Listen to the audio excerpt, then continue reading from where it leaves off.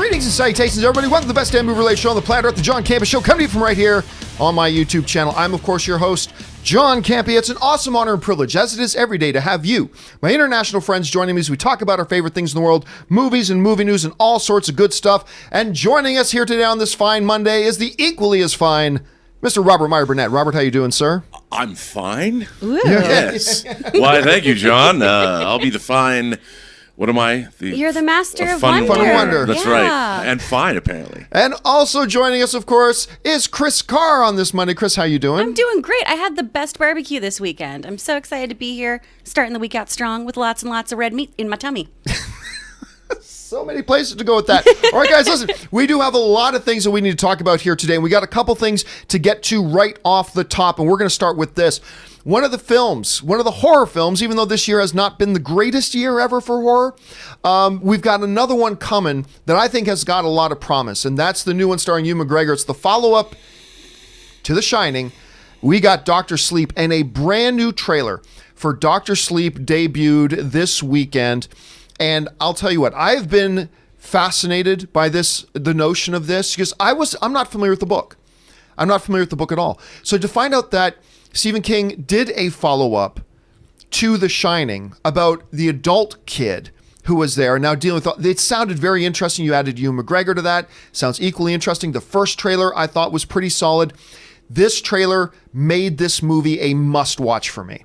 Like, the last trailer was good. It was solid. But watching this trailer, you know, they give you a little bit more of the plot. There's this one group hunting the kids with The Shining, the whole thing. I thought that one who looked, I've never felt such power, like in this excited, turned on sort of way.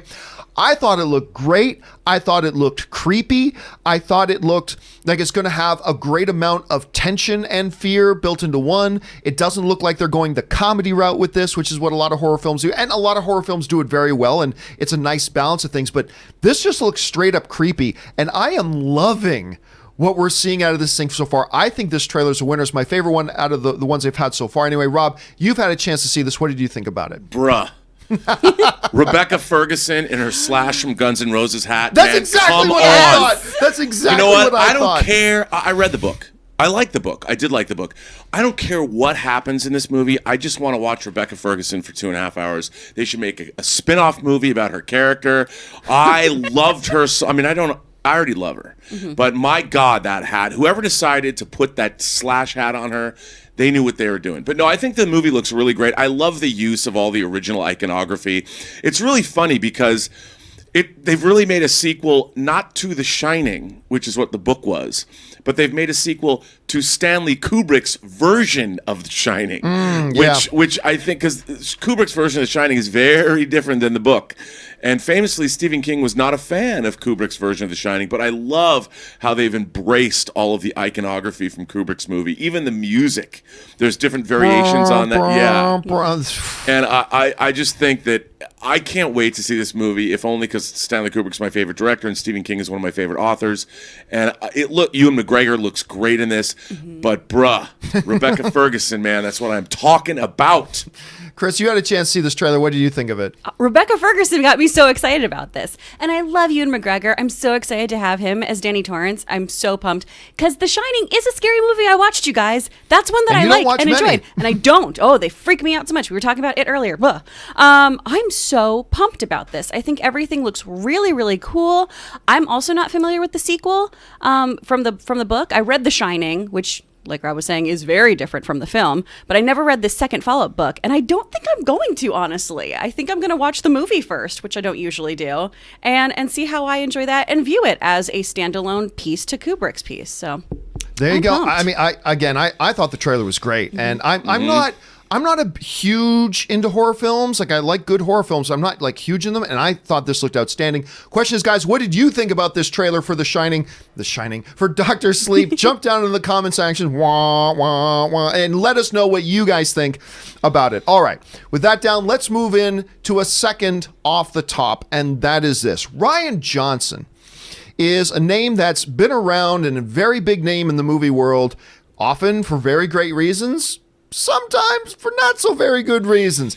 Guy made, first of all, I'll always love him just for making Looper. but he's made other beloved films as well. Then he does The Last Jedi. Some people really like it. Some people really hate it. A lot of mixed emotions about that thing, all that kind of stuff. So then he comes out and says, I'm making this new kind of like Agatha Christie style whodunit called Knives Out, which sounded fascinating. Then they announced the cast and what actors came in on board and lined up to be in it. Like, and the cast is like one of the most loaded casts of talent we're going to have in a movie this year. So that sounded great. And then they did the trailer. And the trailer was great, except, again, for me, that last joke they throw in at the end with Chris Evans saying, what is this, CSI KFC? It's like, that's not funny. And I don't know why you end your trailer like, but whatever. Anyway, the movie has started playing at the Toronto International Film Festival. All the big major trades have gone out and see it. What's the verdict? Well, right now, there's Oscar buzz for this film now. It is holding currently a 100% rating on Rotten Tomatoes, with not just like some of the small critics who are also loving it, but the big major ones are loving this thing as well. Variety, Hollywood Reporter, Guardian, Slash Film, all saying this is an incredible movie. Slash Film writes, Knives Out is one of the year's most entertaining films. Hollywood Reporter says, a delicious throwback to the all-star whodunit. This juicy comedy thriller is a treat from start to finish, which should make it a sizable hit for Lionsgate. The Guardian writes, working from his own original script, Johnson has much fun pulling the strings as well as the rug out from underneath us time and time again, which I love to hear for a whodunit. And Variety writes, Johnson keeps us guessing, which is good, but the thing that makes this a better mousetrap than most isn't the complexity, but the fact that he manages to rig it without the usual cheese. I love the way he says, that's some good film critic writing actually right there, which is I guess why he works for Variety. Anyway, so right now the buzz on Knives Out is through the roof. People are loving it. I will be honest, I've been looking forward to this film, but I've never once thought of it as an Oscar contender. I thought of it as just a good, fun film. But I guess with the festival placement, it being released kind of in the midst of Oscar, stuff going on, I guess maybe we should have talked about maybe the studios has that kind of faith in it. But anyway, the reviews right now are outstanding, Rob. Rob, going into Knives Out, what has your expectations been, and what are you thinking about the reviews we're hearing coming out of the film festivals? Well, I just want to know if Rebecca Ferguson's in it. No, first of all, the buzz coming out of Toronto has been extraordinary. Same with Jojo Rabbit, by the way. I was reading reviews of Jojo Rabbit today. It's only got a 57%. Oh, really? Yeah. Well, I was reading some great reviews, but this movie, first of all, I love whodunits. Me too. And if you know anything about, if you watch Rian Johnson's Brick, which was his debut film, good. It was this crazy noir set in a high school, and I loved that. So clearly, I think this is his genre. This is something he obviously loves. I'm sure he's a Agatha Christie devotee, and I with this cast. And I think coming off of Last Jedi, whether you love it or not, it's still made over $1 billion. And when you've made a film that's made $1 billion, you have confidence. And I think he went into this, he wrote it, it's truly an auteur piece. I'm really excited about this movie, John. And hearing about this just makes me that much more excited. Yeah, and it's nice hearing, I was reading a couple of critics that I then was a little bit interesting. What did that critic think of The Last Jedi? And even finding a couple of these critics who really didn't like The Last Jedi really loving this film. Yeah. So that's cool. Again, this movie may be the best thing ever. It might suck. I don't know. I haven't seen it yet, but it's always positive to hear this type of response coming out of the film festivals for it. Guys, question is, where are your expectations for Knives Out right now? Jump down to the comments section below and let us know your thoughts. All right. With that down and out of the way, we're going to go on to our main topics now. But before we do, I want to give you guys some things that you can do for the John Campea Show. First of all, go ahead and take a second. Go and click that subscribe button. Become a subscriber to this YouTube channel. Stay up to date on everything we got going on. If you enjoy these types of discussions and topics, make sure you click the thumbs up on the video. Give it a thumbs up. And also, make sure the most important thing, add your voice to the conversation. Jump down to the comments section and leave your thoughts. Or if you have a question or comment you want read on the show, go ahead and use the super chat feature. It's a great way to guarantee that your comment gets read on the show. And of course, it's a wonderful way to support the channel while you're doing it. Okay, with that down, let's go on to our main topics. Now, how do we select our main topics here on the John Campea Show? It's really rather simple. See, you guys come up with them by simply going over to www.thejohncampeashow.com/contact. Once you get there, you'll see a form, fill it out with your topic or question, hit submit, and then maybe, just maybe, you might see your submission featured here on the John Campea Show. With that down, Kris, what is our first main topic today? First topic is from Mark Wallace. The first tracking numbers for Terminator Dark Fate came online this past weekend, and you might say this film box office fate looks dark. The film is tracking to open in the 35 to 45 million range and have domestic finish of 85 million. To me, these numbers aren't surprising considering no one wanted another Terminator movie, and these trailers have done nothing to change people's minds. Will Paramount be able to up the excitement for this movie, or is this film already doomed to fail? Rob, with a movie like Terminator, why isn't anyone excited? You know what? I think everybody wants to be excited. Who doesn't love the Terminator? But the thing is, the story was closed at the end of Terminator 2 on Judgment Day. I mean, there was no more place. It was done. And yet, we've had Terminator Salvation. We've had Terminator 3 Rise of the Machines. We've had Terminator, whatever that one was called, Genesis. Then we had the Sarah Connor Chronicles. It was actually a pretty good TV series. I like that one, yeah. Really good. I think at the end of the day, you have to ask yourself, okay, so now Skynet doesn't exist, but there's something called Legion that's also sending Terminators back in time. Why don't they just send Terminators back in time to the dawn of mankind and just wipe out mankind before we can evolve? Of course, I guess that would wipe them out. They would wipe them out too. But it just, you look at these things and how long can you watch a metal skeletal robot that's undefeatable chase after human beings that will eventually defeat it with the help of another robot? I mean, they haven't. I think the movie looks good. I really like Tim Miller. James Cameron is involved, so never bet against James Cameron. And you've got the return of Linda Hamilton as Sarah Connor. I mean, the movie to me looks pretty kick-ass, but it also looks like more of the same. Mm-hmm. And I want to be excited about this. And the trailer looks like it has some real practical action until you get to two CGI airplanes crashing into each other and a Terminator, in the middle of the sky working its way up to, I don't know, man. I want to believe. Yeah, I think it's tough. I mean, first of all, you're right. Terminator is a celebrated, genre. It's a celebrated property. It's a celebrated IP. People love the Terminator in principle, but despite the fact that everybody loves Terminator, there's a lot of the Terminator and a lot of Terminator material that has come out that's nobody's liked. And it's been such an interesting ride because they announced Terminator, Dark Fate, Linda Hamilton's coming back. Whoa. Mm-hmm. And then they show that footage at CinemaCon. Yeah, which we liked. That made everybody there joygasm. Yeah. And so now it's riding a peak. But most people, nobody was at CinemaCon. Just a couple thousand people were at CinemaCon. Then the all-important first trailer comes out. And the first trailer is terrible. Well, I don't know about terrible. It's not terrible, but they soured the whole thing again. I go on and on about that music choice. We're going hunting, which completely sucked any energy out of it. And again, I've been saying this a lot lately. There is no second chance to make a good first impression. That first trailer was the first impression people had of Terminator, and it turned a lot of people off. Now, I think the last trailer they put out is actually pretty damn good. I think the last trailer they put out was pretty good. I even like the airplane shot. I do. I like that one. It works for me. I like the fact that you got, Arnold in there with Linda Hamilton and stuff like that. I like the fact that she's not just another Terminator. She's still human, but enhanced. Okay, I'll go with that for now. I dig the new angle of the Terminator that can split into half. Okay, that's kind of cool. Let's see where it goes. I, for one, am looking forward to it. You mentioned the director is somebody that should get us all interested. Mm-hmm. The producer, James Cameron being back, that's interesting. I think the trailers have been okay, but I think it's a couple of things. One person mentioned nobody really asked for another Terminator movie, and that's true. We've kind of been Terminatored out, especially after Genesis. A lot of people are Terminatored out. And if you want to do it, that's fine, but you got to come out swinging with your first trailer, and they didn't. And I think that's going to play into it a lot. Look, this movie could be fantastic. I don't know for sure. This movie could be absolutely brilliant.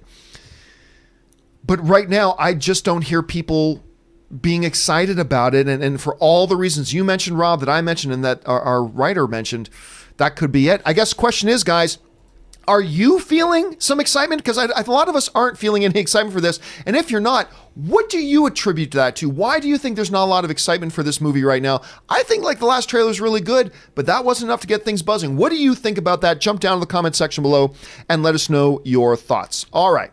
With that down, let's move on to our second main topic today. Kris, what is our second main topic today?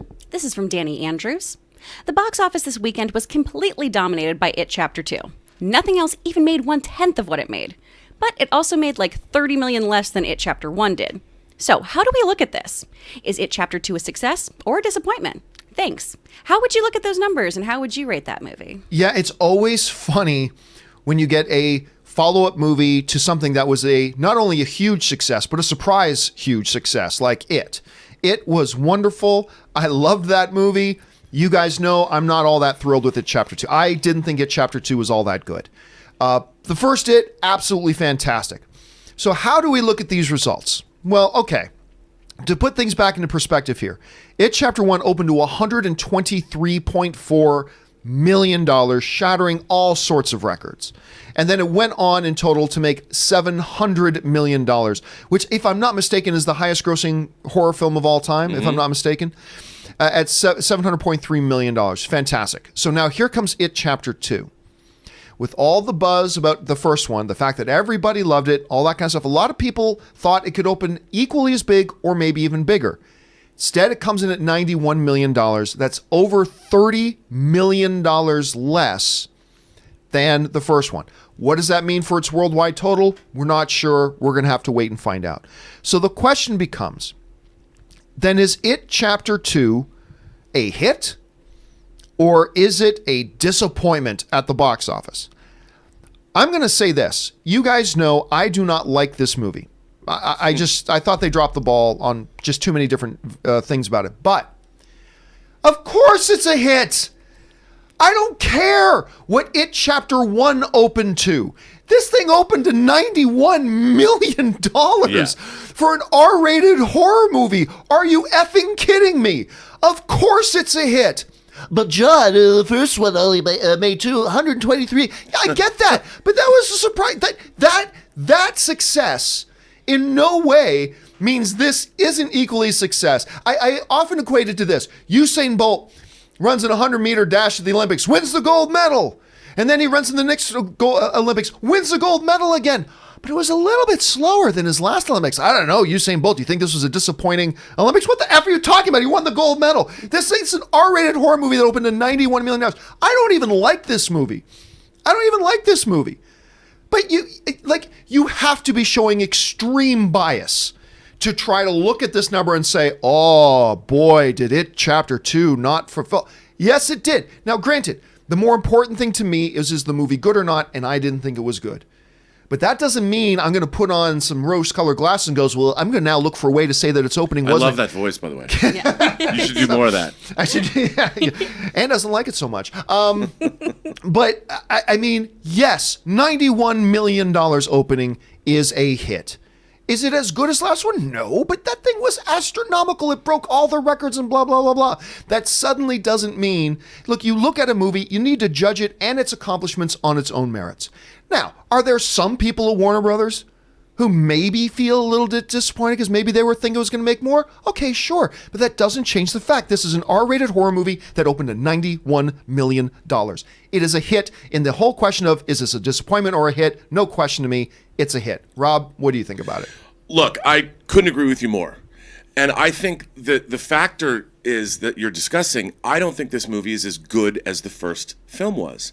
The first film had the novelty of being out the gate first, obviously. And It Chapter 2 is bigger and bolder, but it's really the same, if that makes any sense. I mean, once again, you've got Pennywise. And, of course, you see flashbacks to the scenes with the kids from the first movie. Way too many. Way too many. And also, they're telling us things that are really nothing new. Like, why didn't we get some of that information in the first movie? I mean, I get it, but it just seemed to me to be overstuffed, I guess, and overcooked.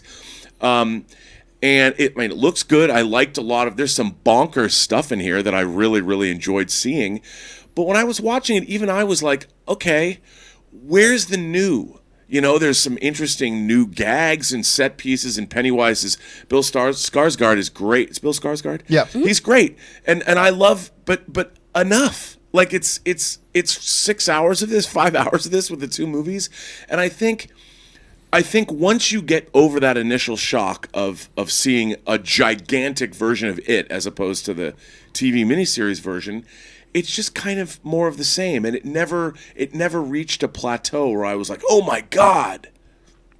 So, yeah, and again, I love the first one. Yep, I did. I was so excited for this one. Whatever, but I still think all that notwithstanding, is $91 million. Yeah, it's gonna.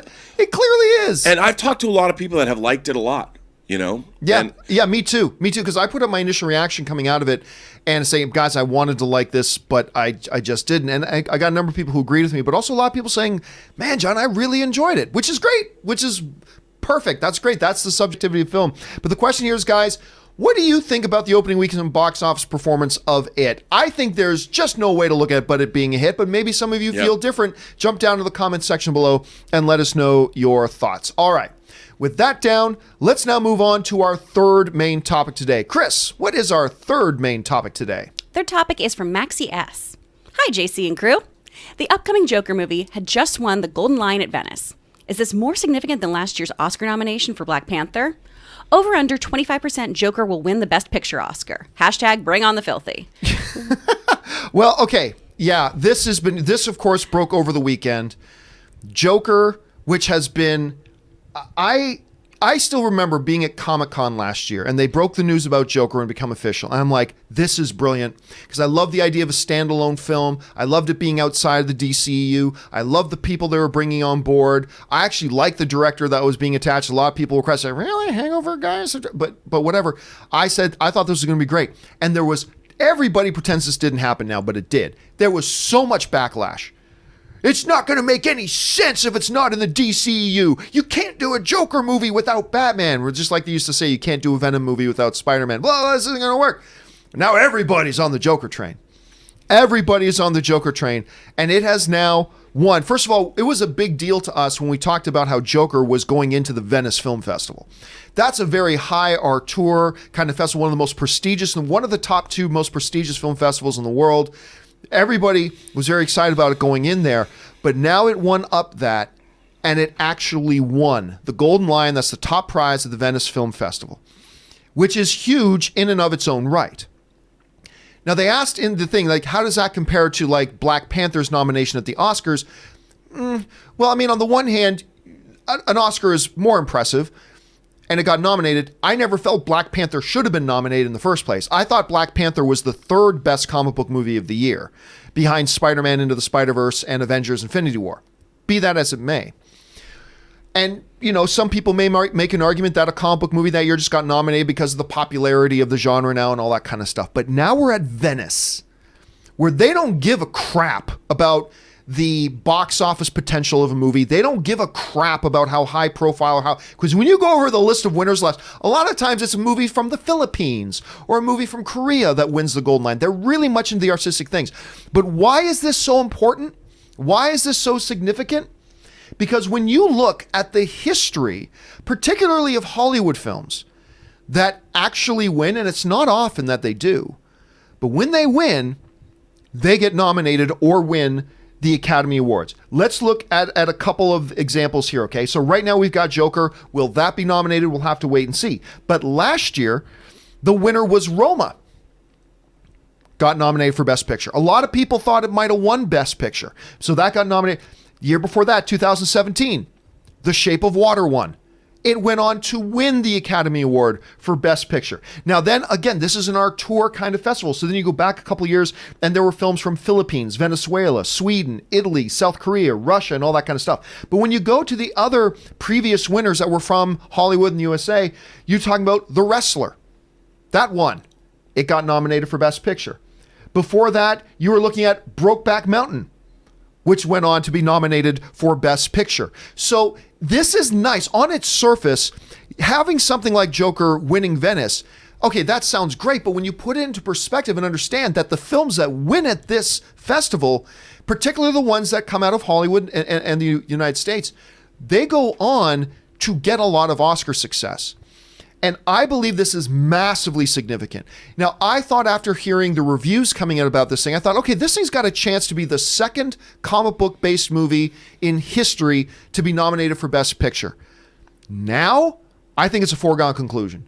I think it's a foregone conclusion, especially living in an era where up to 10, could be 9, could be 8, could be 7, but up to 10 pictures can get nominated for Best Picture. This thing winning the Golden Lion now is now just beyond just some critic buzz and whatever.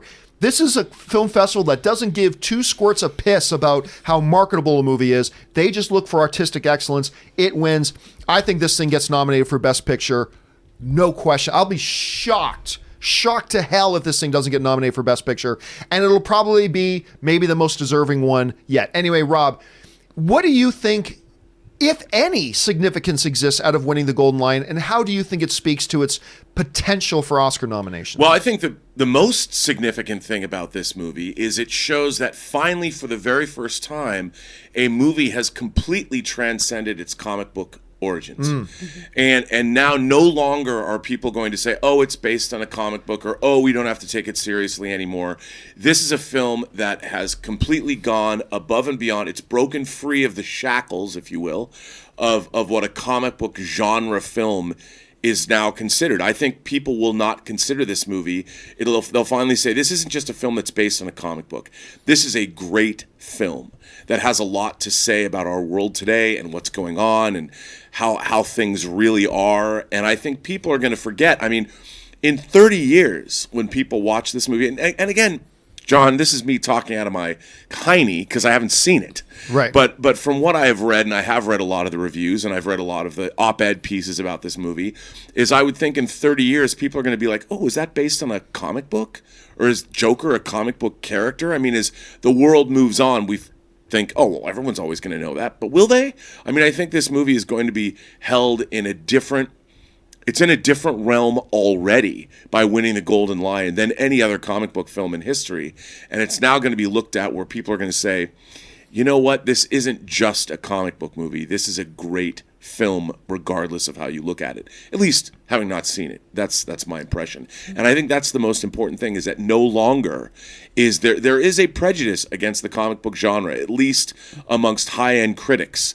And I think that prejudice is going to be swept away by this film. And I think that's the best thing about it. See, and I disagree with you about that, because I think when we go down the laundry list of the big comic book films, 96%, 92%, 91%. I don't think we can legitimately say anymore there's a bias against comic book movies amongst critics, because they're some of the highest critically rated movies in the world. But for festivals like this that have still traditionally held on to the we are the high artistic sort of things now, that's what really makes this surprising to me, that it's not just that it's got commercial viability, it's that you've got the auteurs now in these things saying this is the best thing of the year. And it's funny, it reminds us again of just how much the the comic book movie genre has evolved.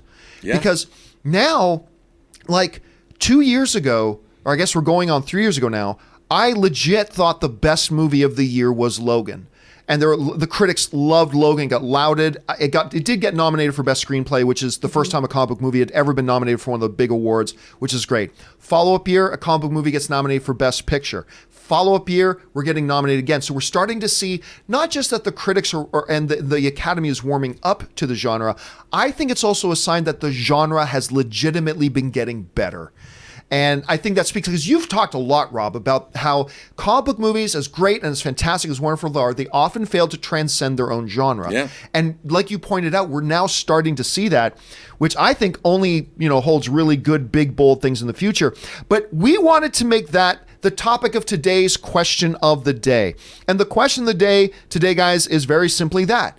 With Joker winning Venice, what do you think that does for the possibilities of it being nominated for Best Picture of the Oscars? We put this up just a few minutes before we started the show today, and already about 1,000 of you guys have answered it. Will it be nominated? Well, right now, 81% of you are thinking, yes, the Joker will be nominated for Best Picture. It'll be 2 years in a row that a comic book-based film gets nominated for Best Picture.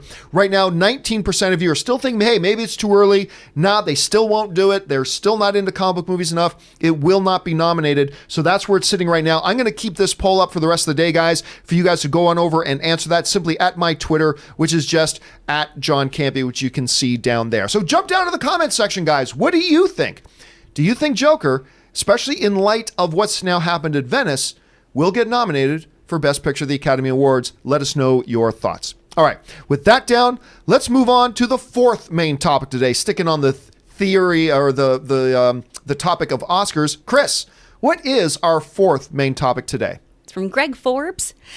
Being in September, we're sort of in the beginning stages of Oscar season, and I'm seeing the discussion come up again around the web about Robert Downey Jr.'s performance in Endgame, and if he should get nominated for it. Was his performance good enough for a nomination? What do you guys think? Do you think he should get nominated? In a word, no. Yeah. And here's the thing. Look, whenever people forget scale and they forget context, and whenever you say, I don't think so-and-so should be nominated for Best Picture, why did you hate it? No. I think Robert Downey Jr. was great. I think he was great in Endgame. But no more and no less than I think he's been great in all the MCU. He is and has portrayed Tony Stark as an evolving character throughout the films. Now, what's coming up a lot now, where there's some key articles going around right now. We just saw the Russo brothers who put out comments really stumping, trying to get Robert Downey Jr. a Best Actor nomination for a picture that they directed, of course, and all that kind of stuff. But hearing their words and seeing some other articles that have come up about it now, and this is probably going to become a hotly discussed topic as we go into the Oscar season, is at the basis of all the arguments I have read for why people think Robert Downey Jr. should be nominated for Best Picture, it usually, now this is just what I'm reading. This is what I'm reading in the comments and in the articles and in the statements being made in support of Robert Downey Jr. getting a Best Actor nomination. It usually comes down to a couple of things. One, Endgame is the most successful box office film of all time. That is usually at the heart of every one of the arguments, which of course has nothing to do with Robert Downey Jr.'s performance. They're two separate things. Secondly, the MCU is super popular. Again, that's not me saying that. This is kind of what I'm finding at the heart of it. And third, saying Robert Downey Jr. is great in this movie. To which I agree. Robert Downey Jr. is great in Endgame. But you know, when I look at his performance in this, and I enjoy great, I thought Chris Evans was great in this. Mm-hmm. I thought Chris Hemsworth was great in this. I thought, Jungle Book, not Jungle Book, Jumanji, girl from Jumanji who plays Karen Gillan. Yeah, Karen, thank you. I thought she was particularly fantastic in this, actually. She's always fantastic. She really is. Her. But I thought she was really one of the big standout performances as well. Mm-hmm. But so I absolutely thought Robert was great. I thought Robert Downey Jr. was fantastic in this. I have nothing but good things to say about Robert Downey Jr.'s performance. But do I think it was a top 5 best performance of the year? And even though we've got a lot of the Oscar buzz movies still to come, I don't think even out of all the movies that come out today that is a top 5. I mean, it's great, but again, he's just playing Tony Stark again with one kind of outburst scene against Cap near the beginning, and I am Iron Man. And those are great scenes. I don't want to sound like I'm belittling the performance. I'm not. I think it's great. But is it Leonardo DiCaprio in Once Upon a Time in Hollywood? Great? No.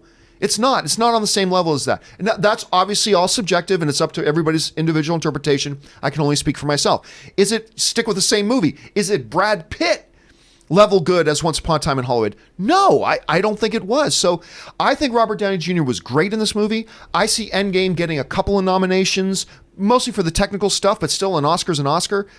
I just don't think that because Endgame got all the money at the box office and that now Robert Downey Jr. is gone, I think a lot of people are looking at it as almost like he's owed it for a Lifetime Achievement Award or something for the way. And I just don't think that's the way that Oscar should play. I love Endgame. I love the MCU. I think Robert Downey's Iron Man is one of the cornerstones of the entire genre. But that doesn't mean I think he should be nominated for Best Actor at the Academy Award. Maybe if they treated the category, Rob, like they do Best Picture, where it's 10 up to 10 nominees, maybe then. But 5, I personally don't see it. I know everybody's going to get mad at me for saying that, but whatever. Anyway, Rob, what do you think about this? A lot of people now starting to talk, and I'm sure this is going to be a conversation going on for a while. Do you think Robert Downey Jr., number one, should get an Academy Award nomination, and do you think he will? Well, no, I don't think he should, and no, I don't think he will. And it's no slight, for all the reasons that you said, it's no slight against the work he did. He did great work. But I really believe that what is a best actor performance or a best actress performance? What is that supposed to do for you as a viewer? I think it's a journey. An actor in a performance like that takes you on a journey that shows you a multi-nuanced character going through an experience and conveys some pretty heavy human truths through that experience. And it's a performance where they're pretty much on screen most of the time, and they really make you feel. Now, we're already feeling things because of the MCU, and we love all these comic book characters, and this is not, there's been amazing, the MCU, these 23 movies, the whole Infinity Saga has been an astonishing achievement in cinema, no doubt. And all of the actors that they've picked to play these roles have done tremendous work. I mean, probably a lot better work than we all deserve.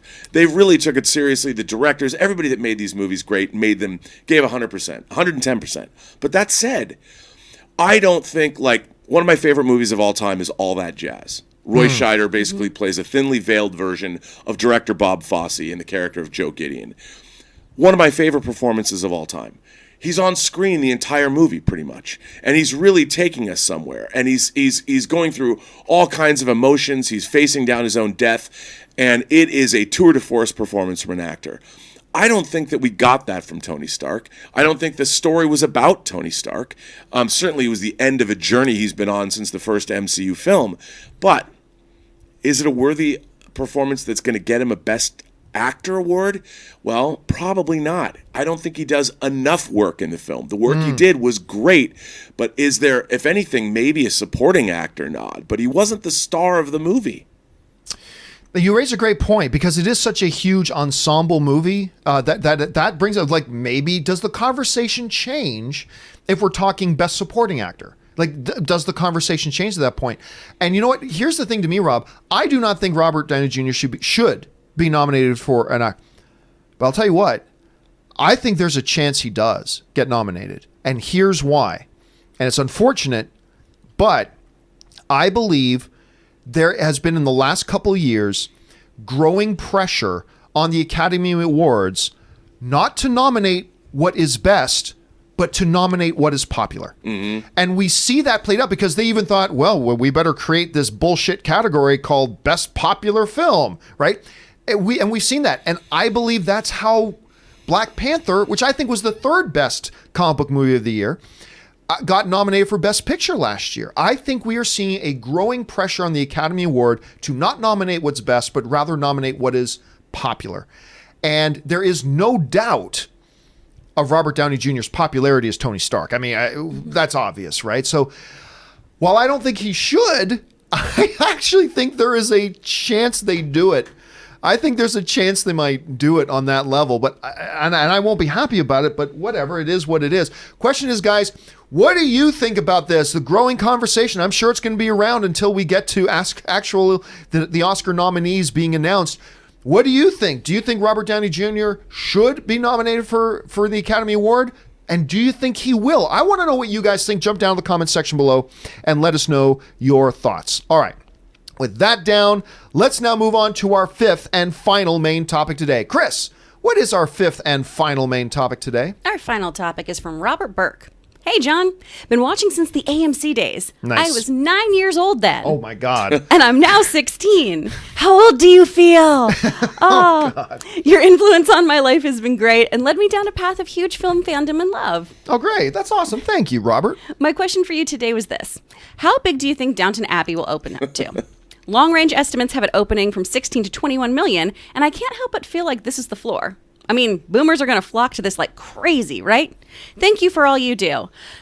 John Roberts here seems to think that you perhaps are a boomer. How are you going to flock to the theater?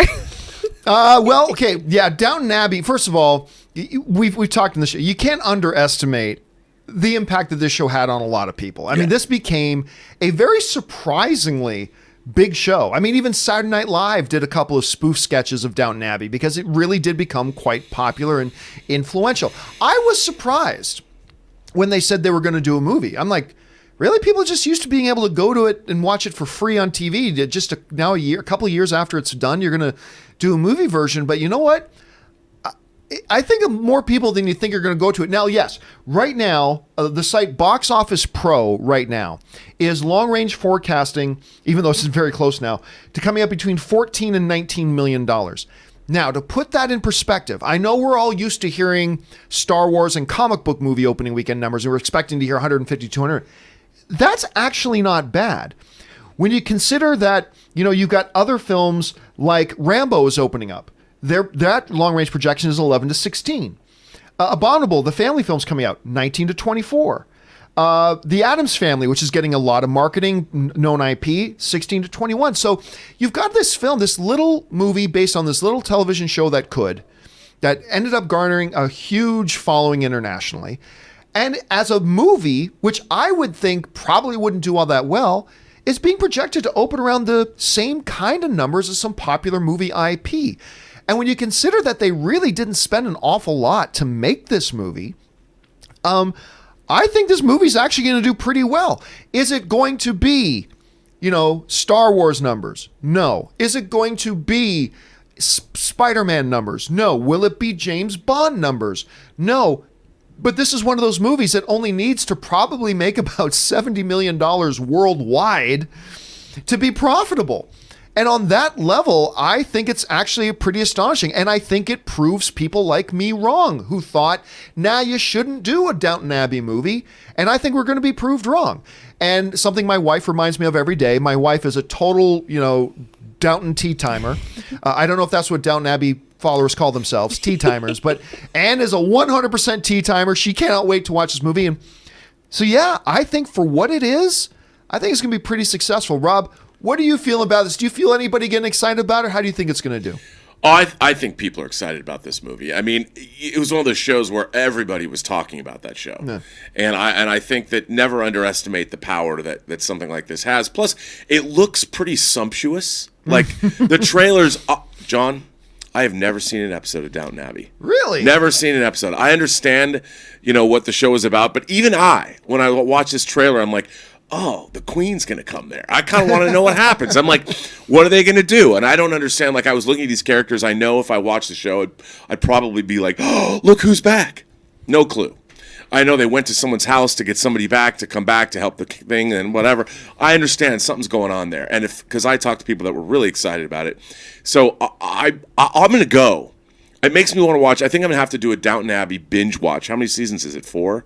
3 or 4. It's not a long show. I gotta catch up on the Abbey, man. I gotta go down to Abbey Road and listen to it all. That's what's gonna happen, and I think it's gonna do well. And like you said, 70 million. I bet this movie is actually a pretty big hit, comparatively speaking. I don't know how much its production budget was, but probably not that much because aren't they still shooting inside a bunch of rooms? Same place. Yeah, they shoot. I mean, how much did an episode of that show cost? This is just widescreen and. They shoot outside more. I mean, it's not going to cost that much to make other than paying a lot for Maggie Smith to come back. Mm-hmm. You know what one of the genius things about this show, seriously, because again, I didn't watch it per se, but I would watch it whenever Anne had it on. And so I actually ended up seeing a lot of the episodes. I saw a lot of Downton Abbey. This is ridiculous in its brilliance.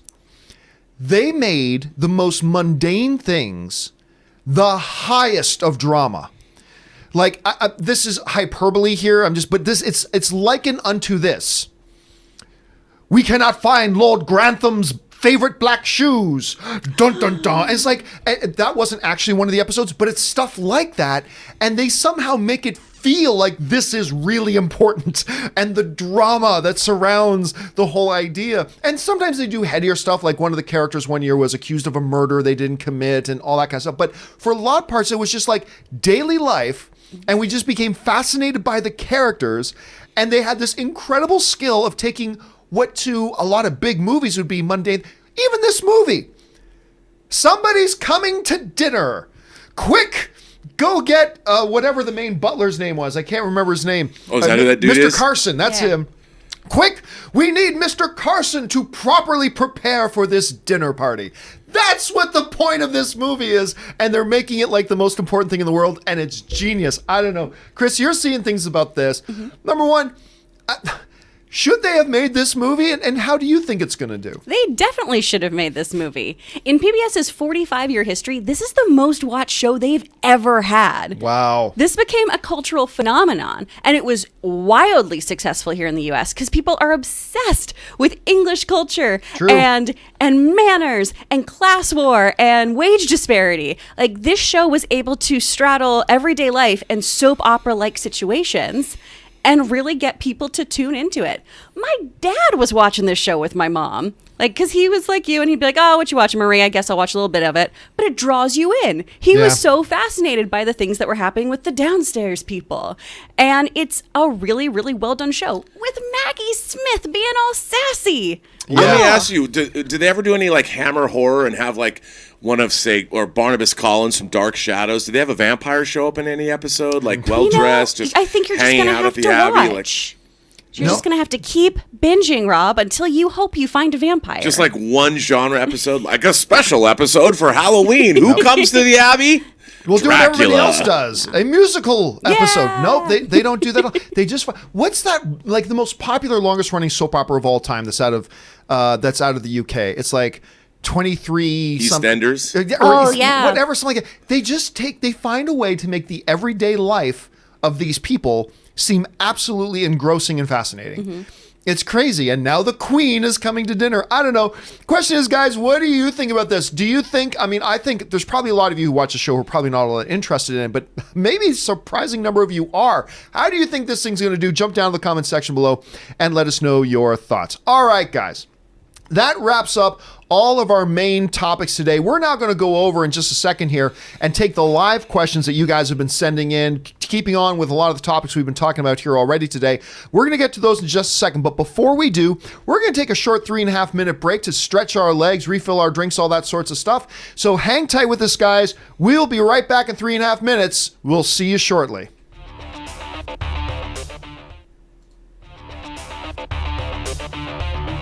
Okay, 3.5.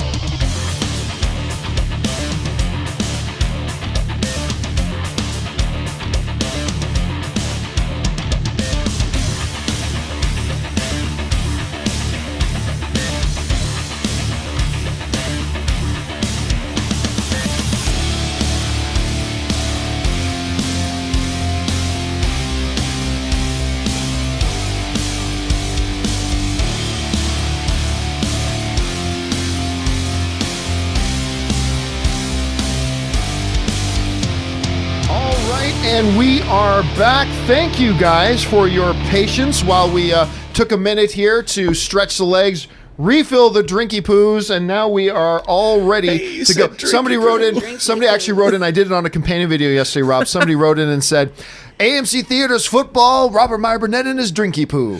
And I say, yep. And by the way, congratulations on your Seahawks. It was a 1-point victory, but a victory nonetheless. Over the very lowly Cincinnati Bengals. Yeah, which we got to step it up. Ray's favorite team. So Ray was very, he lives and dies since. Actually, you know what? At the front of his house, he painted the curb in Cincinnati Bengal colors with his house number in it. Because in some neighborhoods they put the house number on the curb. He painted it all in Cincinnati Bengal colors with that. He's not usually happy. The Bengals lose a lot of games. Yeah.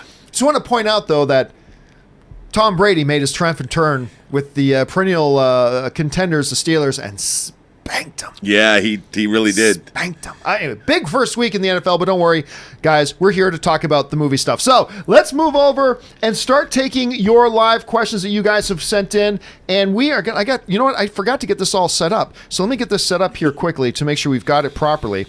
So there we go. Filling in the screen. This is all stuff that should have been done. I'm so professional. I am so professional. I'm crushing it. This was supposed to be done before we started the show. Anyway, we're going to start things off here with Otto. And Otto writes, Pennywise is my favorite horror movie monster, not because he's scary. He's just so cool and entertaining to watch. What's your favorite horror movie monster villain? You know what? Oddly enough, my favorite horror movie monster, guys, is actually not even from like my favorite horror movie of all time. But I can't remember the name of it, from Jeepers Creepers. I love that creature. Forget whatever sequel stuff there was. That first Jeepers Creepers with the kid from Galaxy Quest. Justin Long? Justin Long, thank you. I love Justin Long. Why did I forget his name? Anyway, with Justin Long, I love that movie, actually. Yeah. But the Creeper, that's what they call him. The Creeper from Jeepers Creepers. I love that. Rob, you got a favorite movie monster? Since you're talking villain, I think it's got to be like you're the Creeper. It's got to be a thing, like an entity. I'd have to go. I love Pinhead. Oh. I love the S&M Cenobites. I love he shows up. Like, you have to summon Pinhead. He's just not going to come and kill you. You have to summon him because you're so unsatisfied with your life. You're looking to transcend your experience, like Frank Cotton. He has to open the lament configuration. They show up and they're basically like, we wouldn't be here if you didn't want us here, but now that we're here, we'll tear your soul apart. I love that. Do you have a favorite one, Kris? The little girl from The Bad Seed. She tap dances on people's hands and murders them. It's great. Pretty good. You guys should watch it. It's a great movie. I guess probably the most effective one that screwed me up the most, though, was Jigsaw. That first Saw. I didn't see that till like 5 years ago, you guys, which is really lame. But I cried at the end, just uncontrollable tears. And then our ceiling fan, a fan blade ripped off of it and flew across the room and almost decapitated Logan. And so then I sobbed for like 2 hours and made him check every nook and cranny of our home because obviously Jigsaw was there to kill us. That's funny, because they made the first Jigsaw movie and then spent the next 10 years totally regretting the fact that they had Jigsaw die at the end of the first movie. And then they did 43 more movies. They did like 43 more movies of just tape recordings of him from pre-recorded plans. They really butchered that. Anyway, let's move on here. Next one comes to us from Jetfire97, who writes, top 10 in no particular order. Die Hard 1 and 3. This is not a popular opinion. Die Hard 3 is my favorite of the franchise. I love Die Hard 3. Anyway, I do too. Really? Terminator 1, Spider-Man 2, Iron Man 3. Iron Man 3? No. Really? I'm a big Iron Man 3 fan. That's a subjectivity film, my friends. Airplane, love it. Dark Knight, Deepwater Horizon. That is an underappreciated movie, by the way. That is a really, really good movie. Edge of Tomorrow and Tron Legacy. I love that's a great thing about these lists. People send in their top 10s, and every single one of them will have one or two that you'll go, wait, really? And I love that about them. So you put Iron Man. A lot of people don't like Iron Man 3, but for you, it's on your top 10 of all time. That's a testimony to the greatness of the art of filmmaking. So I'm glad you feel that way, Jetfire. Thanks for sharing your list. Suthius writes, hey guys, had a good weekend, ate a lot of buttholes. Aw, Suthius, why'd you eat so many buttholes? There you go. Were you being rude to voice actors? There you go.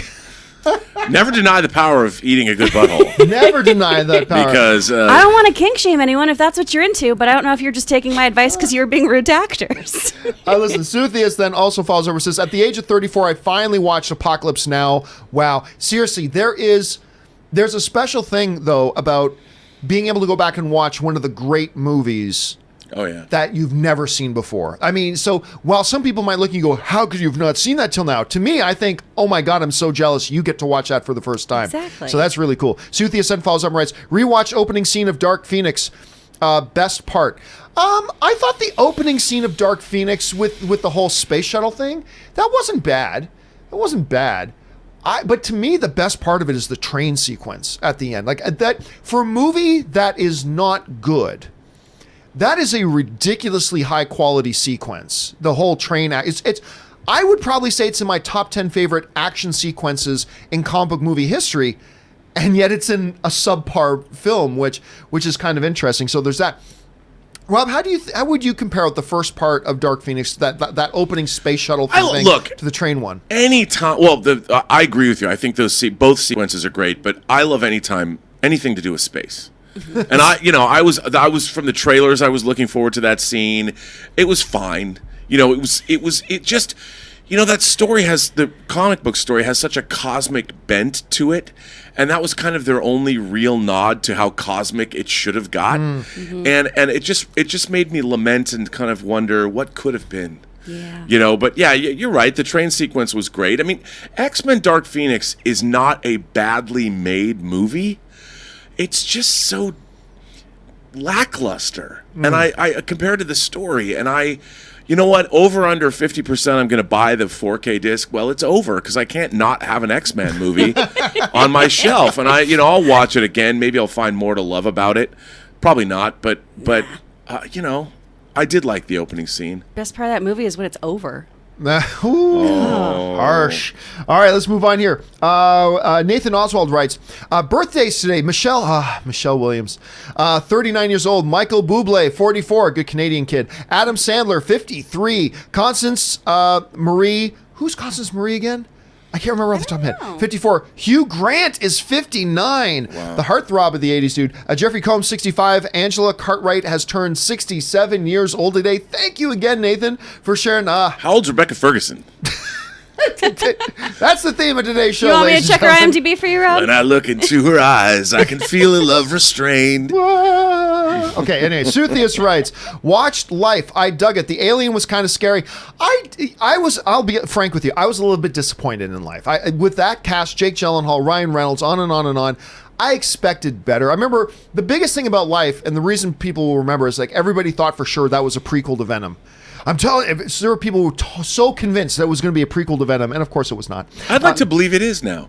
Well, I mean, you could look at, but I mean, the movie itself makes it clear it's not, but yeah. Suthius writes, 1:30 a.m., can't sleep, ice cream sandwiches it is. It is never a bad time for ice cream sandwiches. Actually, one of my favorite things going back to the Campea Ranch where my parents live, they always keep, in the computer room, they have a dedicated freezer. There's huge 7-foot tall dedicated freezer that is always loaded with ice cream sandwiches. Oh, dude, you know what I did on Friday? Eat ice cream sandwiches? Well, I was watering. I'm going to be disappointed in the story if that's not what it is. Well, no, one of those guys that sells ice cream, not in a truck, but has a cart, that he's pushing. Uh-huh. Guy was with the little dinging thing, came right in front of my house. And I hadn't done this. I can't remember. I looked to see if I had my wallet on me. I went out and I bought a drumstick, an ice cream, with the vanilla ice cream covered in chocolate and nuts. I bought it from one of those guys in the cart, and I sat there watering the plants and eating it, and it was glorious. I hadn't done that in years. You know what we used to call, in Canada, we have those where they have the big container on the front of a bike, and they ride their bike around. We called them Dickie D's. They were called Dickie D's. Like, the Dickie D's coming. You hear the little bell. Ding, ding, ding, ding, ding. What did you guys call those guys? We didn't have those. Yeah, we just had trucks with Do Your Ears Hang Low playing. Yeah. Really, See, when I was a really kid, slowly. I'd go for the Bomb Pop. Did you guys eat Bomb Pops? Oh, the Bomb Pops were so good. I love Bomb Pops. Is that the multicolored? Yeah, the red, white, blue. We had those. It was, and you always had to figure out, like, you had to decide how you were going to eat it. Yep. Are you going to go down each side individually and then lick the rest as a popsicle? Or do you go all the way down the middle? I mean, You twist it, corn cob it. Yeah. You know what I always got? Ice cream sandwiches, which is true. I really did. Let's see. Gabriel Reed writes, my dad made the deck of cards / deal with the joke. He goes, got deck cards. Deal with it. I showed him your reaction, and he said to be sure to tell you it was his, since I didn't credit him first. That tells you something when dad wants to make sure dad gets the credit for it on his show. Thanks very much for following up with that, Gabriel. All right. Suthius writes, just saw Men in Black International. Not bad. Humor was meh. Yeah, at best, I would say not bad, but that's at best. I mean, I do think it was kind of poor. Again, not an absolute train wreck of a movie, but it definitely subpar to me, at any rate. Ethan's Tech World writes, hey, Rob, as a few Seattle guy, probably meant a fellow Seattle guy. Let's go Hawks. I know, let's hear it for the defense yesterday, but they got to step it up. Uncle Pete's got to step it up. He'll make some changes. Yeah, He'll make some Pete. changes. Uncle Pete. Gosh, Uncle what Pete's- are you doing? Uncle Pete's the Obi-Wan Kenobi, of course, of or maybe he's the Yoda of All of all those. of the NFL coaches. I love Pete Carroll. I do. Did I ever tell you the story about... He's a handsome man. I want to look the like email him. I got from... Okay, Carroll? so Pete Carroll... I don't know if I told you the story before. So Pete Carroll, his son is like one of the offensive coordinators. And I'm forgetting his first name. But a couple of years ago, I was doing a show. And Seattle's in my top 5 favorite football teams. Oh, that should be. And they were... This is back when the Legion of Boom was still all together. And we were going into a playoff weekend. And instead of signing off saying bye-bye, I said, until next time, go Legion of Boom, because I was cheering for them that weekend, right? So I get an email like a day later from Pete Carroll's son, who's on the coaching staff of the team. And he's like, I had no idea. He watched my show. And he's like, and then he writes to me and asks, like, hey, do you guys want to come up to Seattle? I'll get you on the field. We'll get you on field passes for the game, blah, blah, blah. Yeah. And so Ann and I, he sent us a list of the home games they had. There was 1 or 2 home games that's like, can't do it because they're like the Patriots were coming. And right. He goes, can't do it. There's just too many. Those passes are too high in demand. But he gave us a list of like 4 of the games that we could do it for. But every single one of them, Ann and I couldn't do it. So we never actually ended up going. But yeah, kudos to the Seattle Seahawks. All right, got to keep moving here. Suthius writes, gave Serenity 2019 a shot. Oh my goodness, no bueno.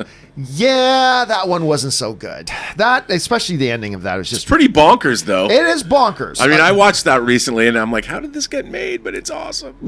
I loved it. I said the same thing except for the awesome part. All right, Gabriel Reed writes, John, crazy thing, woke up this morning and forgot which side of the sun rises from, and then it dawned on me. Oh, that's just terrible. Ba-bum. Did you hear that from your dad? This weekend? Yeah, Gabriel, I'm going to give you a pass on that one because I'm just going to guess that one came from your dad. Ethan's Tech World writes, John, your Pats and the interception haunts me. Well, I guess as a Seattle fan, yeah, the great goal line interception. Here's the thing, though. I contend this, and I always will. Everybody bashes on the play call, but you know what? If he had caught that ball, he would have been heralded as one of the most genius play calls in the history of the NFL because they were expecting the run, and they threw it, and they got a touchdown and won the Super Bowl. But it didn't, and everybody now calls it the worst call of all time. So, it was not. It was playing strategic football. That's what he was doing. He had And it 4 didn't downs work. to get it in. It didn't work. Nobody expected to throw a pick. I mean, come on. Guess what, everybody? In life, you can do the right thing and have it not work out. That's how life works. Every time we talk about sports, it's like a foreign language. Sports That's why ball. they kicked me out of Texas. I don't know it. I'm not fluent. All right, Suthius writes, Mr. C, before the show starts each day, look in the mirror and say these names at least 10 times. Randall Park, Anna Kendrick, and Jessica Chastain, which are, of course, 3 of the names that I freeze on the most. Like, I think of Jessica Chastain and I freeze, even though, oh my God, I'm so in love with Jessica Chastain. But Anna Kendrick is the one I freeze on the most. I always, like, she was at my party. I got to hang out her and have a drink with her at a party of mine once. And I still always freeze on her name. Whenever I come up, she's like, and also in a simple favor, we have, oh God, what's her name? She was in Up in the Air. She was in Twilight. Anyway, that's true. Every day. Ike Moore writes, since Aladdin is on digital now, what did you think of Genie having a love interest? I loved it because I wasn't a fan of him just being a third wheel in the original. I'll tell you what, I adore this movie. I completely adore this Aladdin film, and I love all the little changes they made. I love the fact they had a love interest. I was, forgive me if you guys, any of you haven't seen Aladdin yet, which it's already out on home video. It played a theatrical run. If you haven't seen it by now, you're probably not all that interested. But, you know, the little thing about the tie-in from the opening of the movie that, oh, that's him and that's the mother of his children. And the ending of that, one of my biggest laugh out loud moments in that movie was when he basically professes his love to her and she says yes. And then also I want children. It's like just that to me, it just slayed me. I love all the little differences they made. And it gave it a little bit of a different ending to the movie, which I think opens it up for a sequel maybe. So I thought that ending was brilliant. What did you think about it, Kris? Because I know you like this movie. I loved this movie. I thought it was really cute. And technically, Genie did have a girlfriend because the animated series is canon, and he had a girlfriend named Eden based off of Barbara Eden. Which makes a lot of sense. The more you know. Because from I Dream of Genie. Yep. I almost frozen that one too. All right, let's move on here. Suthius writes, I'll be honest, I haven't used my favorite TV for watching anything in years. Everything I watch is on my phone. My TV is used up with kids' songs and cartoons, which is one of the things you probably got to just surrender to when you have kids, I suppose. I have never, look, no matter, and I don't have one of my tablets or things here, I know how popular watching movies and TV shows and everything on phones and tablets are now. That's one of the big things they're touted for. I can't watch a movie on a phone. I can't watch a movie on a phone. Or a tablet, for that matter. Now, don't get me wrong. Sometimes later at night, if Anne's watching something on TV, I'll pop up YouTube videos on the tablet or something. Yes. Or on the phone. But I cannot sit down and watch unless I'm on an airplane or in a car and somebody else is driving. I cannot do it. I just can't. It's got to be on a big screen to me. Have you gotten much into watching movies or TV shows on your mobile devices?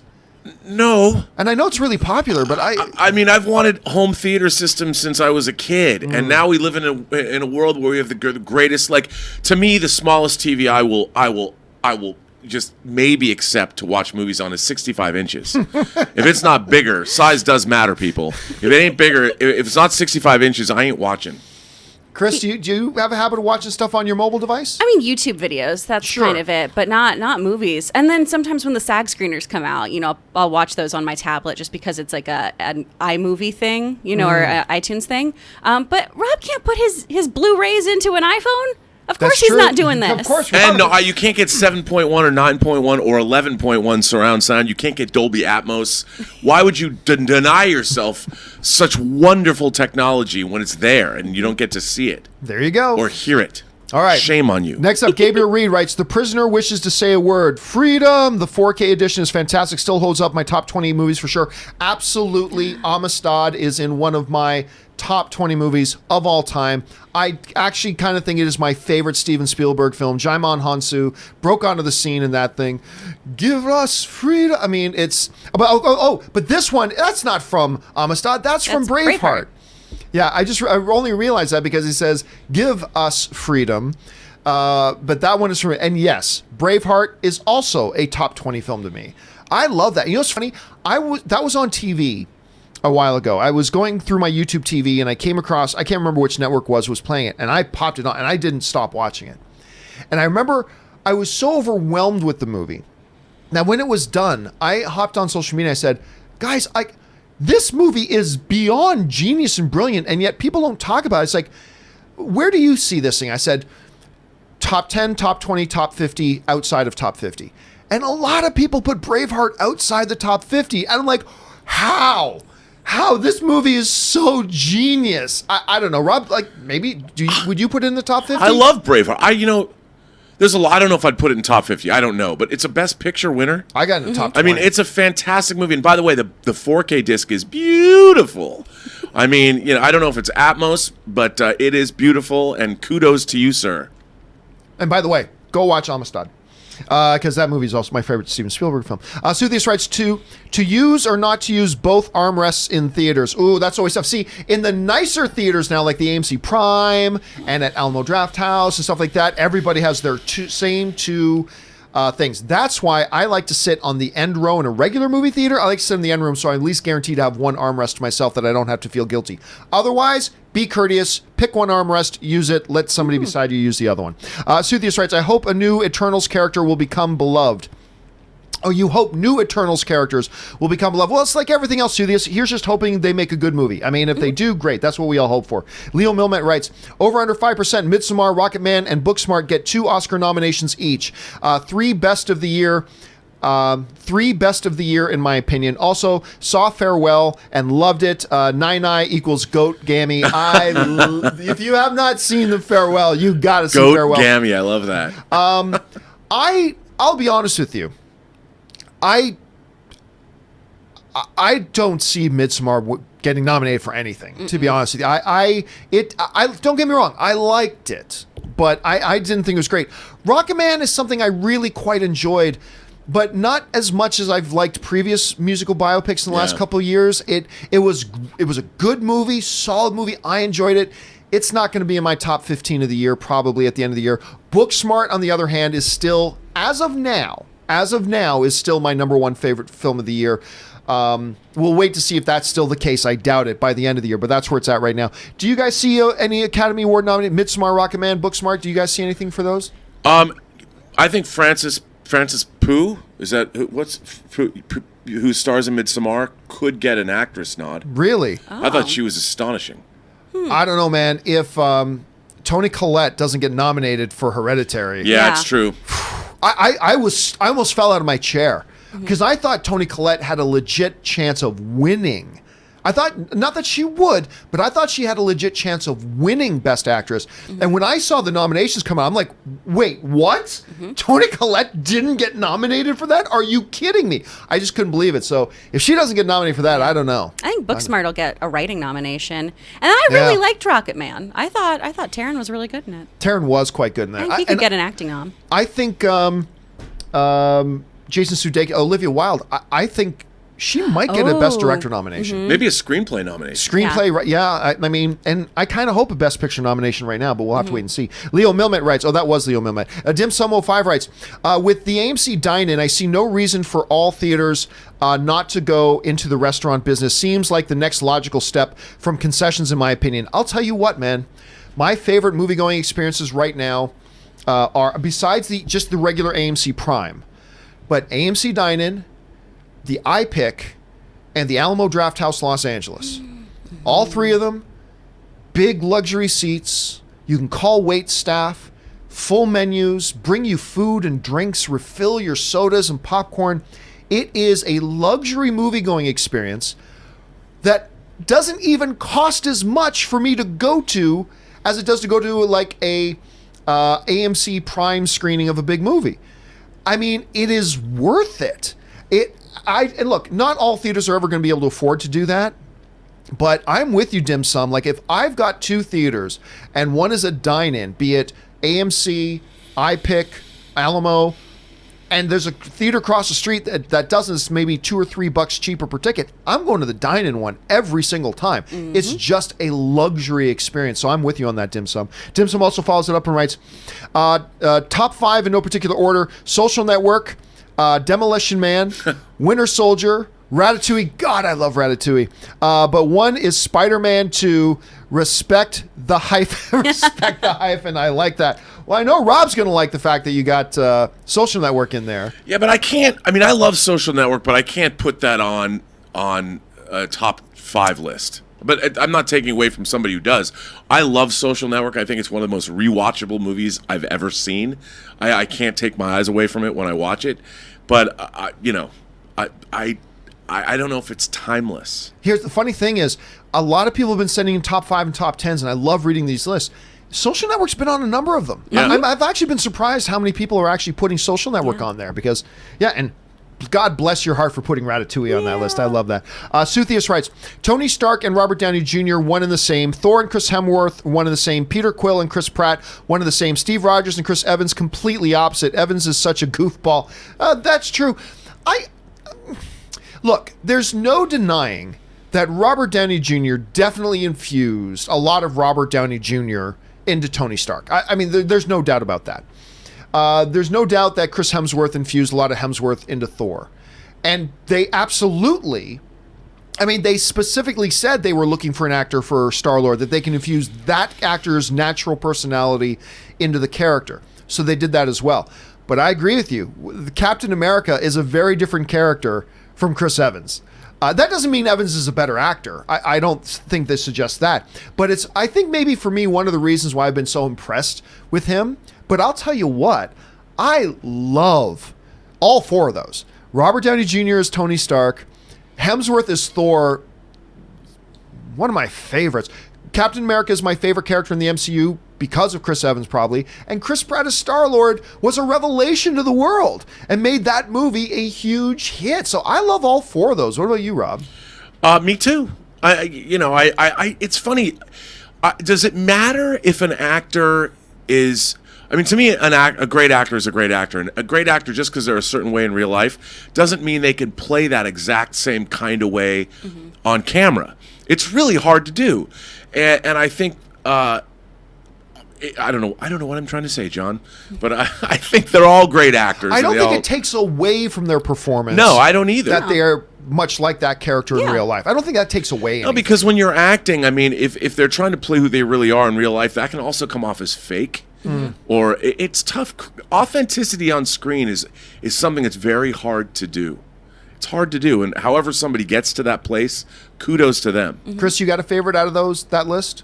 RDJ is my favorite because I love him. But like what Rob was saying there, though, is acting is just you're given a set parameter and it's you making choices authentically.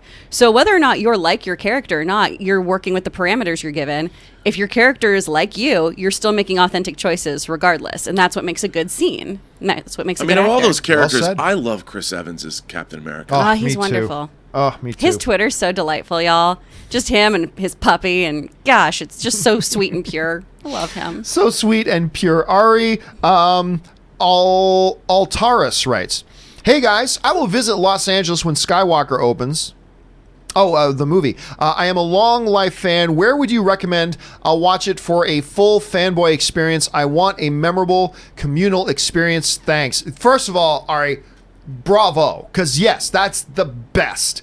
So here's what I would say. Normally I would say, because my favorite one is an AMC Prime, just the dual laser system, the Dolby Atmos sound, all that kind of stuff. It's incredible. But I would say this, if you are actually traveling to LA for this movie, my recommendation would be go to, basically Ground Zero Star Wars. Go to the Chinese. There's something magic. I got to be at the Force Awakens and the Last Jedi premiere. No, they didn't do Jedi there, Last Jedi, but they did the Force Awakens and they did another one at the Chinese theater. There is something so magic about being in the theater that the first Star Wars movie debuted in. And by the way, this theater has been upgraded to the teats, and it is a wonderful viewing experience in and of its own right. Gorgeous screen, gorgeous theater. Laser projection is top notch. And they've maintained a lot of the classic feel of the theater in it. You know what? It's a beautiful place to be. So I would suggest go to the Chinese to see Star Wars if you're traveling to LA for that. What would you recommend, Rob? 100%, man. I will go to the Chinese to see anything there. Like, I had a religious experience watching Blade Runner 2049. I couldn't see it until the Tuesday after it opened. I went in there in the afternoon. There was not very many people there. I had all the seats were around me. It was so loud but the sound is so crisp in there with that laser projection. I really felt like this is as close as I'll ever get to seeing God in a movie theater, because, man, that was great. And I'll go see anything there, even if it's mediocre, just to have that experience. I love that theater. Kris, do you have a particular favorite one that's a go-to for you? For something like that, I'd say the Chinese theater. And then GTFO, because Hollywood's disgusting. You're going to get so many EPs that you don't want and see a whole bunch of unlicensed Sesame Street characters. Don't let them touch you. Run. I also really, really like going to El Capitan. That's my favorite theater to go for, like a movie experience, with the organ playing at the beginning, and they usually do a really fun show beforehand, or they'll put costumes on display. I mean, that theater is just stunning. Owned by Disney. Yep. Disney owns that theater. Mm-hmm. I hate that theater. Really? Hate that theater. Oh. And Disney does a lot of their press screenings, the El Capitan. Mm-hmm. Here's why I hate that theater. The organist. They have like the world champion organist there, and he's got like, it's like a 9-level keyboards, and then he plays with his feet, both his feet and his hands at the same time, with these pipes running through. That's a glorious experience. And then he sinks into the floor after he's done his performance. It's really quite good. It's very entertaining. The reason I hate that theater, there is no theater I've ever been in my life with more uncomfortable seats. That's very true. The seats are terrible. I knew you were going to say that. 100% agree. The padding on the seats is this thin. The seats are very narrow, and my knees are touching my chin.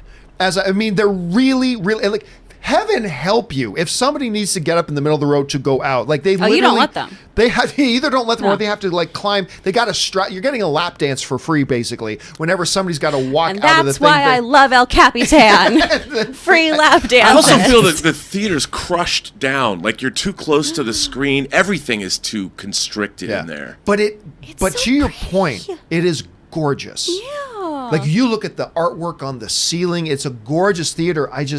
I'm so uncomfortable in the theater, though. I really wish, all they got to do is tear out the seats and reseat it. Yeah. That's all they got to do, and it'll be one of the best movie-going experiences in LA for me. Oh, and then you're right next door. I mean, you can run across, too, from the Chinese. The candy shop? But you're right next to Ghirardelli, and so then you can go get, diabetes. It's Which great. we always do. We go in there, get the chocolates. It's amazing. All right, let's see here. Jonathan Teft writes, one of three. Recently, someone said that they think Batman Begins is the definitive Batman movie. Yes, somebody wrote that into the show the other day. Although I would say The Dark Knight is my personal favorite, I do think that Begins tells a better Batman story. Every character and aspect of Begins works in service of the character of Batman.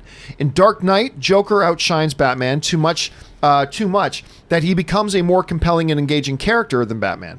So I say Begins does the best at telling a good Batman story, but Dark Knight is still my personal favorite of the two.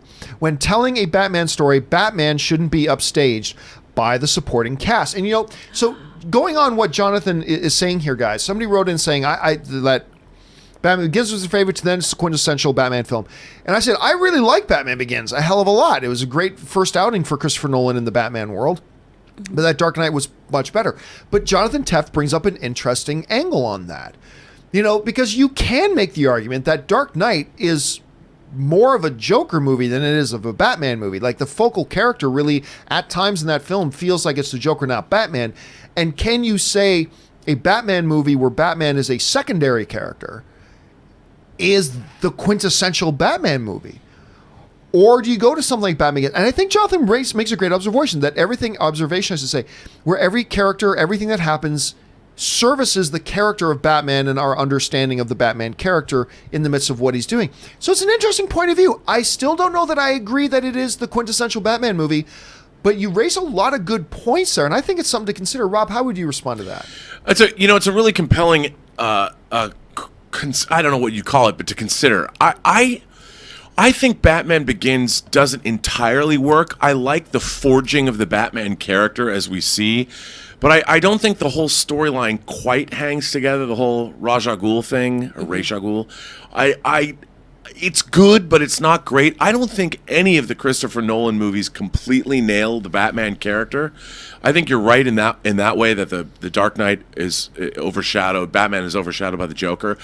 I actually think, if I really thought about it, that The Dark Knight Rises is the best Batman story, but it's also the most problematic of the three movies for me. And I recently watched it again. I was surprised. The first 45 minutes of that movie is all setup. And it was really, I thought it was really interesting delving into the Bruce Wayne character has been in sort of self-imposed exile for 8 years. Now he has to come back out and find his way back to being the character he was meant to be. I find that movie better and better the more I watch it. What do you think about that, Kris? I feel like Dark Knight is the one still. I mean, for me, I haven't been shy about. I'm a huge supporter of the animated series. Kevin Conroy is my Batman. That's my Batman. I think Batman works best when he is the antagonist and we're watching the villains in the protagonist role, watching their journey and seeing how Batman is foiling things. I think that's when he's the most effective character. And real quick side quest. I made so many of you in the comments mad last week because I brought up Bruce's dead parents and how I don't care. We all know they're dead. They're not real, you guys. They're not real people. Oh, my God. Screw them. Screw the Waynes. Yeah, don't go down a place called Crime Alley, you dum-dums. Yeah. How about in a crime-infested city, not walking with expensive jewelry around your neck and your little child down something called Crime Alley? Jesus, how Martha. Gosh. All right, let's move on here. Suthius writes, I agree with Jonathan. Love Batman Begins. So good. I mean, that's a lot of love. It started off the trilogy, man. It started off. Jonathan Teft also follows up and writes, one of two. I barely know anything about Downton Abbey, but I'm fascinated to see how it'll do at the box office, especially since the trailer is only catering towards fans of the show. Do you think that fans are enough for the movie to succeed? You know what? Jonathan brings up a great point, because I'll often criticize a franchise when they put out a trailer that only all existing diehard fans of that franchise will get a lot out of it. And I think you're absolutely right, Jonathan. I feel like the Downton Abbey trailers are strictly appealing to people who are already Downton Abbey fans. That said, there are a lot all around the world, because it's not just a North American thing. Downton Abbey was a global thing. And will it be enough? Well, when you consider that they're not spending $150 million in making this movie, yeah, I think if you can just get all of them. As a matter of fact, ArcLight Cinemas, which is a big theater in Hollywood, they're having a special fan event for one of their screenings of Downton Abbey, where the second level, they're closing it off and they're making it into all the staff are going to be in Downton Abbey service staff thing, and they're going to be serving tea and drinks of the era and stuff like that. And Anne's like, we're going to that. I'm like, I think I'm busy. I don't think you understood what I just said to you, John. We're going to that. Gotcha, of course baby. you are. Gotcha. The only reason I got out of that is because my wife is leaving the country. My wife's going out of country for work, so I don't have to go to the fan event. But she almost skipped her work thing just so she could stay to go to the Downton Abbey fan event. So yes, I do believe it'll be. It's a great observation, Jonathan. You're right. The trailers are not designed to appeal to people who aren't existing fans, and I normally find that to be a problem. But with something like Downton Abbey, where they're not looking to make $1 billion or anything like that, yeah, I still think it's going to be quite successful. All right, Jonathan then writes, summary of It 1. It's a great movie to put on any time and watch with friends. I agree. It 2 felt like a chore to get through. I wish it was a similar length to It 1 to make a great double feature of both of them. Dude, one of the things I really felt out of It Chapter, I felt the length of It Chapter 2. I've seen longer movies where you don't feel the length. It Chapter 2, no way. And Rob, again, and this is not a spoiler because they hinted at this a little bit in the trailers, but Rob, you've seen it too. And I've said this before. There's a part in the movie where the 6 characters need to break off and go off on their own individual little quests. I won't say what it is, but they have to go off on their own little individual quests. And they go to the first person. And the first person goes through a 10-minute long individual quest where they go to a place they remember from their childhood, cue flashback to when they were a kid. Mm-hmm. As a kid, something creepy happens in that flashback. They snap out of it, come back, and then the story comes back to them in modern day. And then something happens creepy to them in their setting, and then they get away. Then they go on to character number 2. And the exact same thing happens over the course of 10 minutes with the exact same pattern. And then I turn to my wife, I'm like, are they going to do this for all 6 of them? And they do. They waste almost an hour of the movie going over these characters with the exact same thing happening to each and every one of them. And I'm like, by the time they got the last one, I was just waiting for this thing to end. I don't know, Rob, how did you see that? I felt the exact same way. And as a film editor myself, I was wondering, why didn't they intercut all that stuff together? Like, they could have cut 25 minutes out of it. You would have been like Return of the Jedi. You have 3 different stories going on, but this you'd have all the characters going on. And I also think they weighed a little too. They leaned too much into the kids.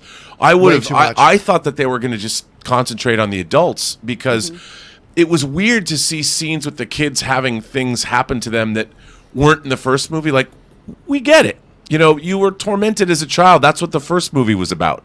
So why are we watching it again? It scenes that we hadn't seen. You got I don't need to be reminded of that. I thought it was a strange choice. I know they wanted more fealty to the novel, but I don't know if it really worked, and certainly killed the pace of the movie, I thought. I agree, and it's one of those situations, and Kris, I know you didn't run out to see it Chapter 2. No.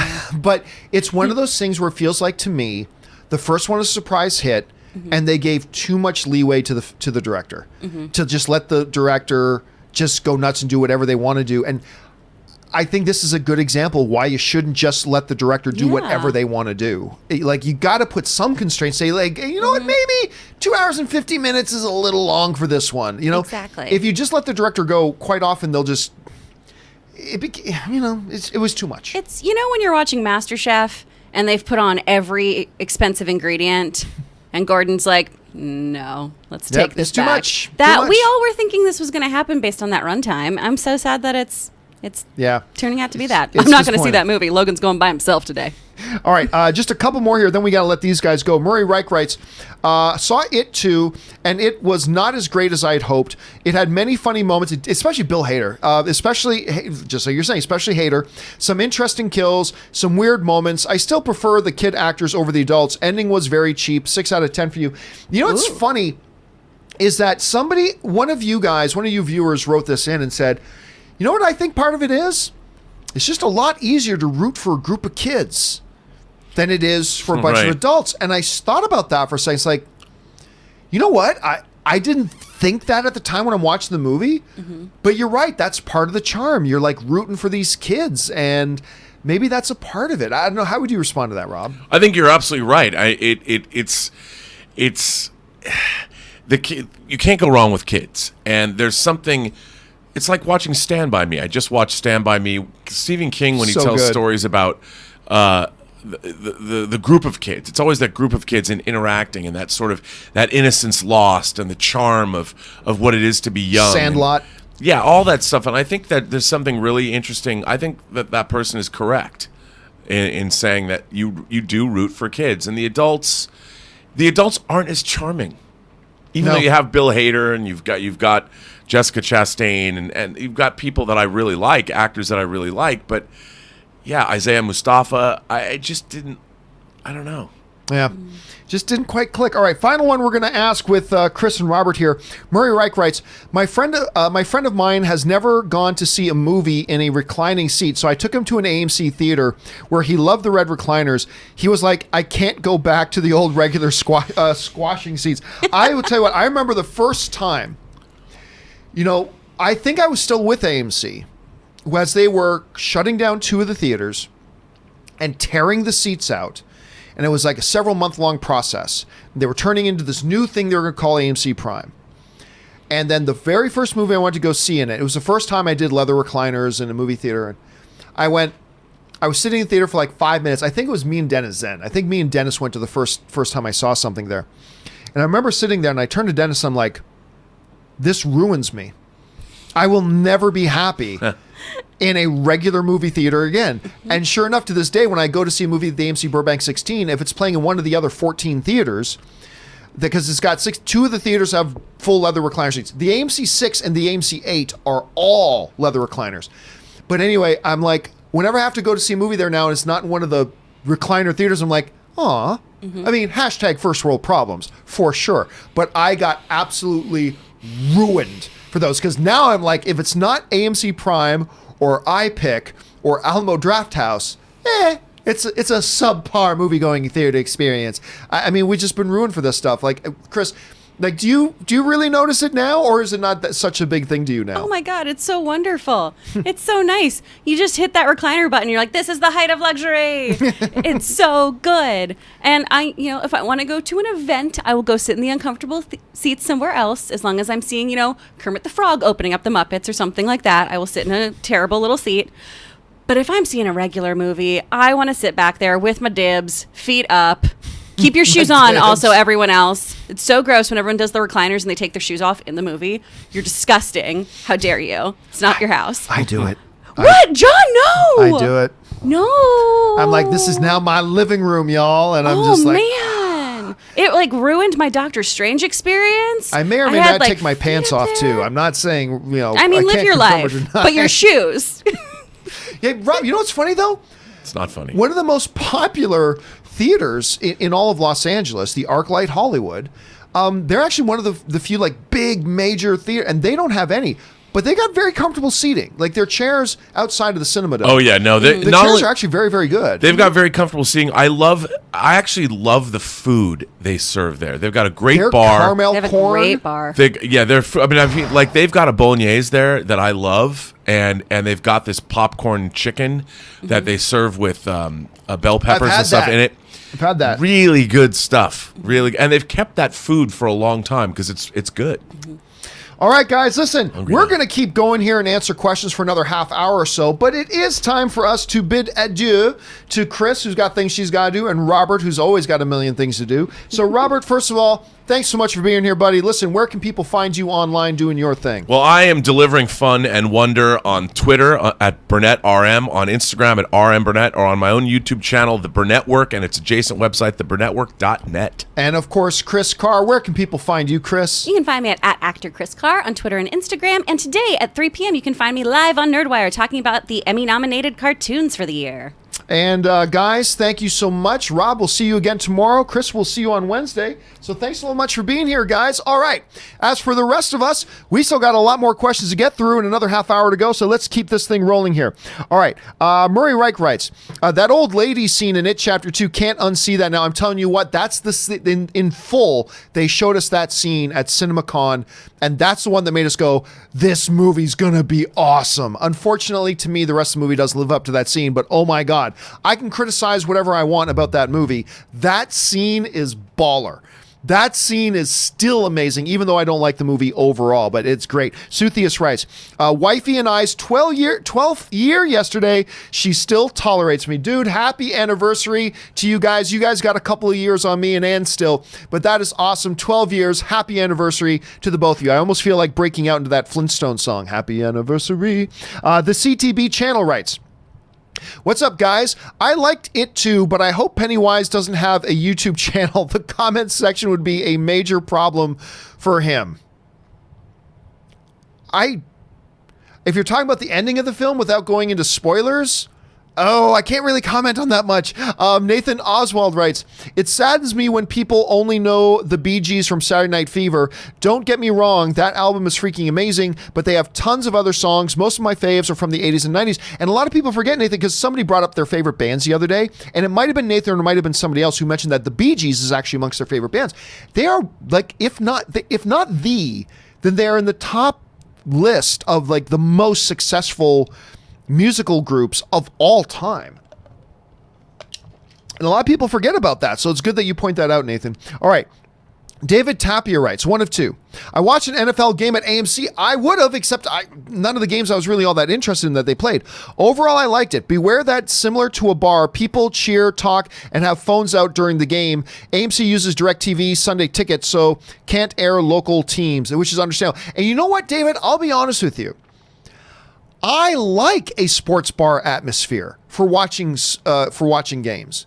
I mean, I've got NFL ticket, and I did end up staying home and watching football yesterday, but quite often I'll still go down to one of our local sports bars or go to a Buffalo Wild Wings or something to watch games because I like that people are talking and cheering and there's buzz and activity and all that kind of stuff. So it gives it an event atmosphere to me. So otherwise, I could just stay at home and watch the football game, right? So I agree, but I like the sounds of that. So that just makes me even more excited to go and check it out. Hopefully next week they'll have a game playing that I'm a little bit more interested in. All right. Saburo writes, John, watch this show called Inside Number 9. It's fantastic, amazing writing, 100% for all seasons on Rotten Tomatoes. I'll be straight up with you, Saburo. I've never even heard of it. Inside Number 9? Do me a favor. email me, john@thejohncampeashow.com, john@thejohncampeashow.com. Email me with a link to something, even a trailer or something, because I've never even heard of the show, but I'd be interested to seeing what it's about. Thanks for sharing, dude. All right, Gisberto Guzzo writes, I watched Under the Silver Lake on Prime last night. It's really good. I enjoyed it, to be honest with you. One of my favorites of the year so far. Definitely worth checking out. Written and directed by the same guy who made It Follows. And that's the one, as long as I'm thinking of the one with Andrew Garfield. That is the one with Andrew Garfield, right? Hold a second. Under the Silver Lake. I think that's the one with Andrew Garfield. I'm just going to double check to make sure I'm not wrong. Yeah, no, that's the one. Yes. I didn't like it as much as you did. I didn't think it was one of the best films of the year, but I thought another really good performance from Andrew Garfield. Solid little story. I'm not so sure I'd put that on my top. I didn't realize it was on Amazon Prime. I didn't realize it was there. Because I'd be interested in watching it again, actually, Gisberto. I'd be interested in checking that one out again. All right, James L.H. writes, Hey, John, on Open Mic you asked for favorite foreign films. Here's mine. Metropolis, Seven Samurai, that's got to be up there. The Raid, obviously, that's got to be up there. Subway, Run, Lola, Run, beautiful. Downfall, nice. Pan's Labyrinth, great. Amelie, one of my top. Battleship, Potomac, I've never Tompkin. I've never seen that one. My number one is Cinema Paradiso. You know what? I've never seen Cinema Paradiso either. I've never seen that one either. That's great. So that comes from somebody asking me ask me my 3 favorite foreign language films. And to which I said Roberto Benigni's Life is Beautiful, Amelie, and Infernal Affairs. Those are my 3 favorites. But man, you put some really, really great ones on there too. Thank you for sharing your list, James. We got to hear more about everybody's favorite foreign language films. Kevin Lewis writes, I'm in the middle of season 2 of Stranger Things and notice a lot of smoking by some characters. Your thought on its influence on kids, or am I too PC? Here's my opinion. If it happens, if it's part of real life and that's what happens, then put it in a movie. I don't care about influence. I don't care. If a lot of kids smoke, which they did, then having kids smoke, it's just showing reality. And I really don't care about influence. Actually, there was this movie a while ago. And I think it was a Canadian director that made it. And let me pull it up, but I believe it was just called The Kids. I'm not 100% sure. Or is it just Kids? You know what? It's just Kids. That's it. And it's directed by Larry Clark. And I believe it's a Canadian film. I could be wrong about that. But anyway, it's about these teen kids, young kids, and sex. And there's a lot of sex in it. The synopsis for it reads, a day in the life of a group of teens as they travel around New York City, skating, drinking, smoking, and deflowering virgins. And it's got a lot of that stuff in it. But here's the thing. I remember being that age, and a lot of the stuff that they were just doing and portraying in that movie is stuff that we would do as teenagers, as young teenagers and kids.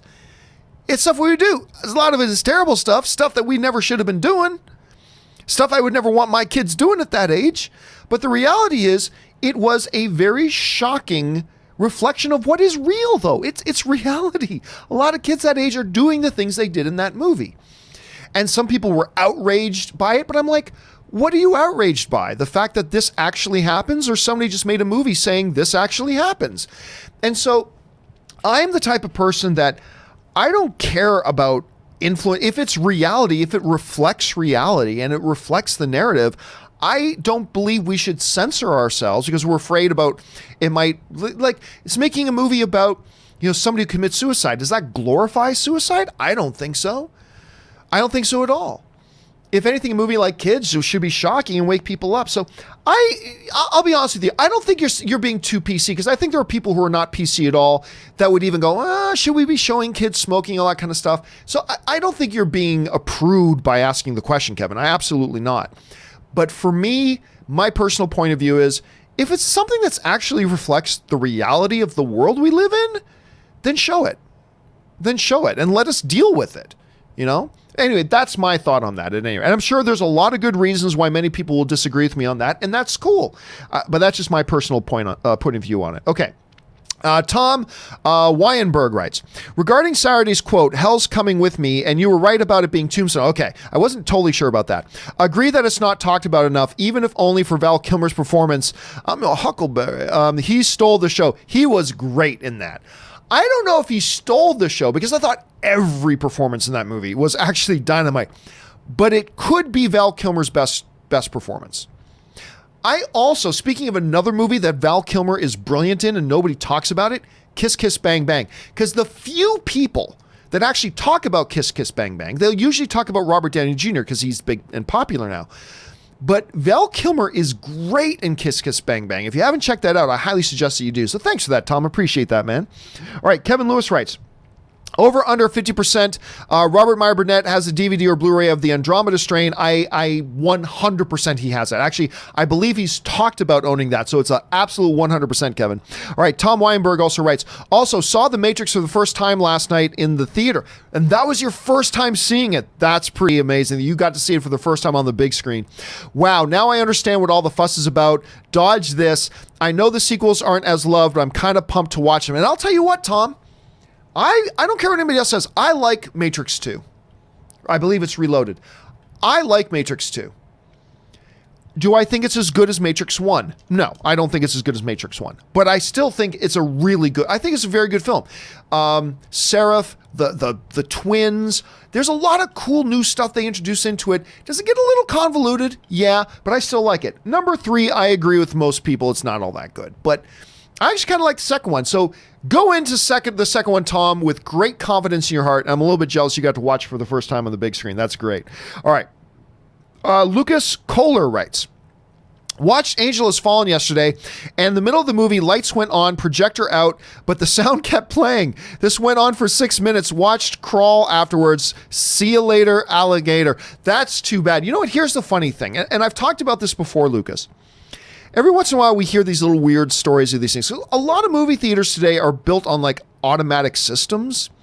Like lights go on, go off, theater starts project. A lot of it's built on an automated system rather than an actual, projectionist being in the room doing it. And as a result, sometimes things can go wrong with the movie, and it'll take a little while before the theater staff even knows that something went wrong. But think about this.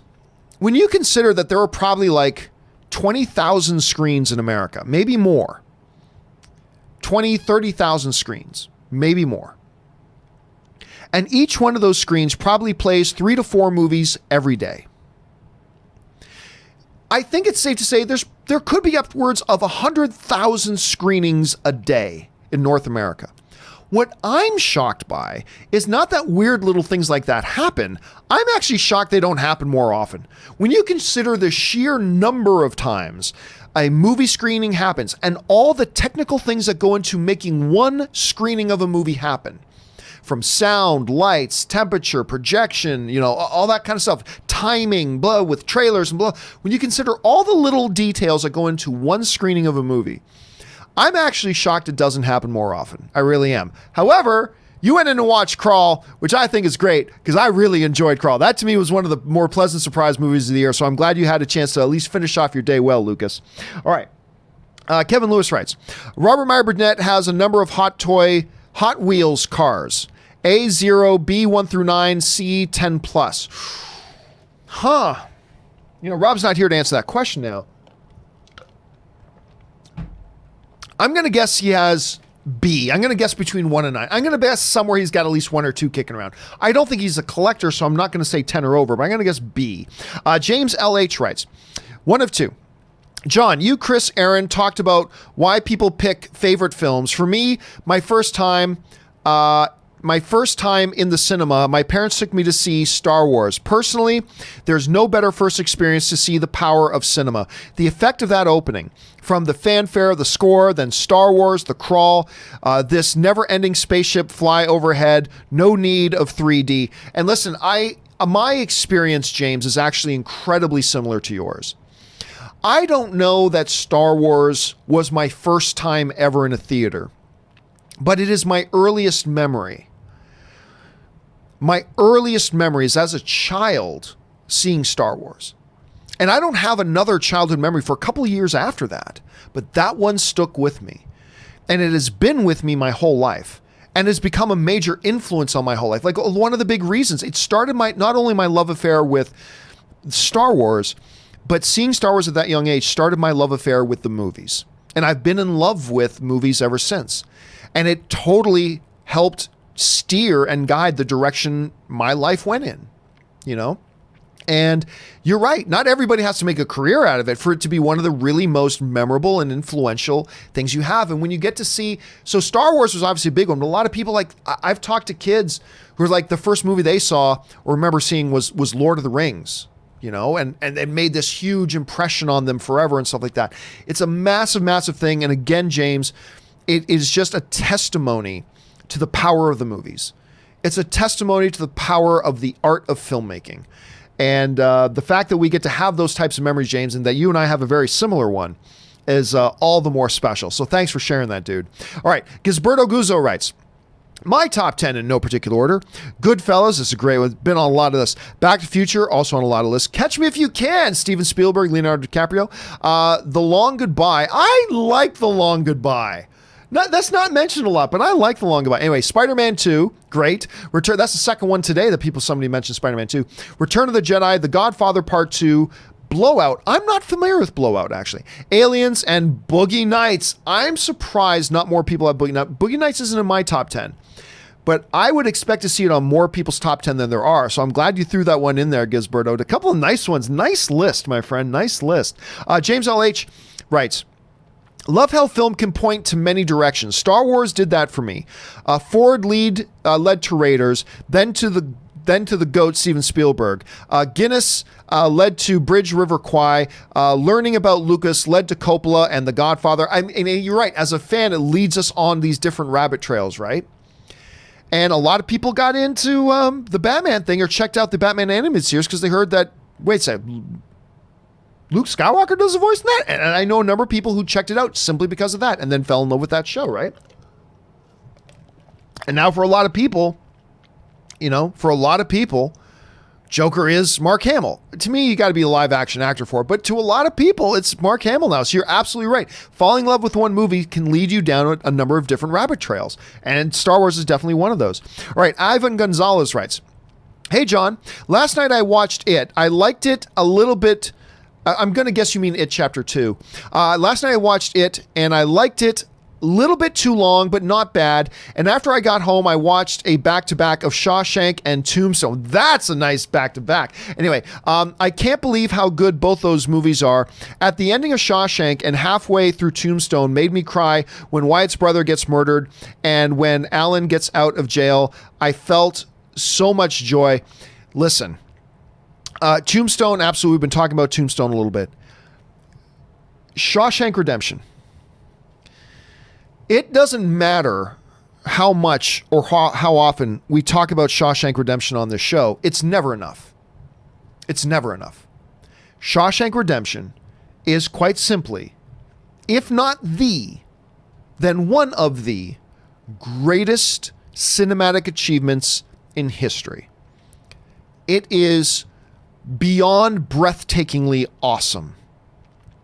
My favorite movie poster of all time is Shawshank Redemption, the one where it's just Andy on, like, he's out in the rain with his hands stretched out to the heavens. It's my favorite movie poster ever. And it's simply one of the, if not the, greatest motion picture of all time. Cannot mention it enough. And I am always saddened to find out how many people have still never watched Shawshank Redemption. You've got to watch Shawshank Redemption if you haven't. So anyway, there's that. Thanks for that, Ivan, for sharing that, dude. All right.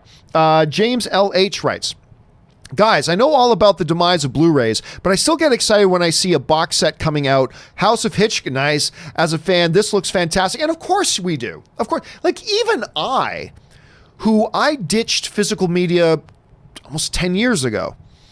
Even I raise an eyebrow when I see a special box set of certain somethings coming out, right? Even I raise an eyebrow to that and go, oh, maybe I should get that. You know what? And I haven't been a physical media guy in years. So absolutely, James, what's not to be excited when you see a really cool, like with Hitchcock, when you see a really good collection set being offered? absolutely, if you're a film fan, that's got to get you excited. Even I, who don't get excited about physical media, that gets me excited. So you are totally justified in that. Absolutely, James. All right. Stubble McShave writes, Rosamund Pike and Daniel Henney and a group of unknown actors start filming Wheel of Time in 1 week on the 16th, exactly 12 years after Robert Jordan died. And there are so many people so excited about that project. So excited about that project. I'll be honest with you. I'm not one of them. I'm intrigued by, you add Rosamund Pike to anything, I'm going to be intrigued. But I'm not excited. I'm not quite sure why. But I'm not as excited for this as a lot of other people. I'm not saying it's not going to be great, and I'm not saying I'm not going to love it. I very well may. But I can't put my finger on why I'm not feeling a lot of excitement for it. Like, maybe once we get to the point where, we start seeing some clips and things like that, that tangibilization, maybe once that happens, I'll start feeling it more. Oddly enough, I'm not feeling, but a lot of people are, Stubble, for sure. Tristan Larson writes, It's Always Sunny, season 14. I'm so excited. Again, a show I've never watched. I'm not saying it's a bad show. I've just never watched it. Which is weird because it seems like the type of show I would totally dig, and yet I never have. Going into season 14, that and Supernatural, man, just keep going and going and going. Nikolay Kosman writes, just puts in a super chat. Thank you, Nikolay. I appreciate that. Camel B sends in a really large super chat. Thank you, Carnell, for supporting the channel on that level, man. I appreciate it, dude. Hey, John. I understand your apprehension regarding the new Mortal Kombat movie. Honestly, it can't be worse than Mortal Kombat 2. It's true. It can't be worse than that. Hypothetically, would you rather a new Mortal Kombat movie produced by unknowns or the Warshawski siblings? I'm not quite sure who the Warshawski siblings are. Are you talking about the Wachowskis? Or are the Warshawski, is that literally, hold on a second. Because now I don't know if you're just misspelling one or if there's actually a couple of filmmakers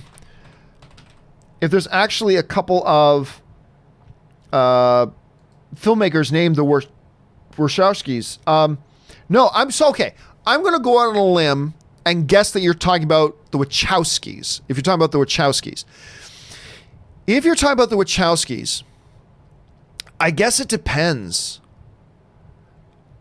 Okay, so the reason for those of you who don't know what Carnell is talking about here, I'm a little bit apprehensive about this Mortal Kombat movie for one big reason. Besides the fact that all video game movies suck, although the recent Tomb Raider wasn't all that bad, actually. And so that's one thing to be nervous about right away. But the other thing that I'm nervous about is this. It's being written by a guy who this is his first thing ever being produced.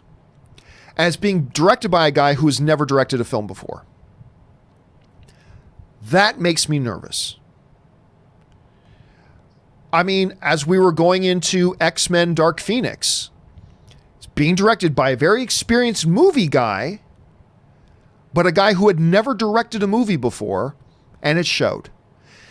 Not that a first-time director can't do something great. We have some examples when they have been. Olivia Wilde just did Booksmart. She was a first-time director, but she was directing something very small, not a lot of expectations, blah, blah, blah, blah.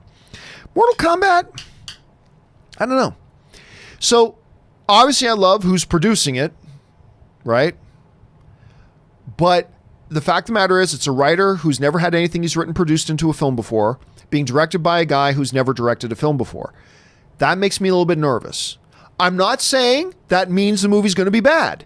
I'm just saying I'm a little bit nervous. Is it not reasonable to at least be a little bit nervous about that? Again, I'm not saying it's going to be bad. I'm not saying anything like that. I'm just saying at this point, it makes me a little bit nervous. Now, with the Wachowskis, I have not liked anything they've done in a long time. As a matter of fact, I think they've made some pretty terrible stuff. So, which is why I can't get excited for Matrix 4 right now. You know what? I'll take an unknown commodity over a commodity that I don't have any faith in right now.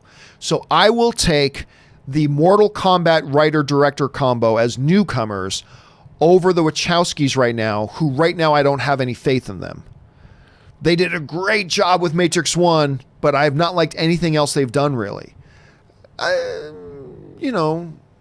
V for Vendetta, notwithstanding, even though technically they weren't the directors, but still a lot of stuff. So I'll go with the new guys. I'll go with the group I don't know what to think of over a pair of directors who I don't have a lot of confidence in them right now. So I'll go with these new guys. Let's see how it works out. Fingers crossed, Carnell. Fingers crossed.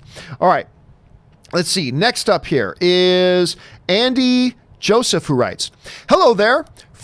Second super chat ever." How does that mean, Andy? Anyway, well, my favorite foreign movie is Jurassic Park. What? I'm French. Amélie is a good one, though. I guess, yeah, a lot of us forget that. We just throw around the term foreign film. We get, well, hey, does somebody who's living in Mexico, an American-made film is a foreign film? To somebody living in Prague, an American-made film is a foreign film. So there you go.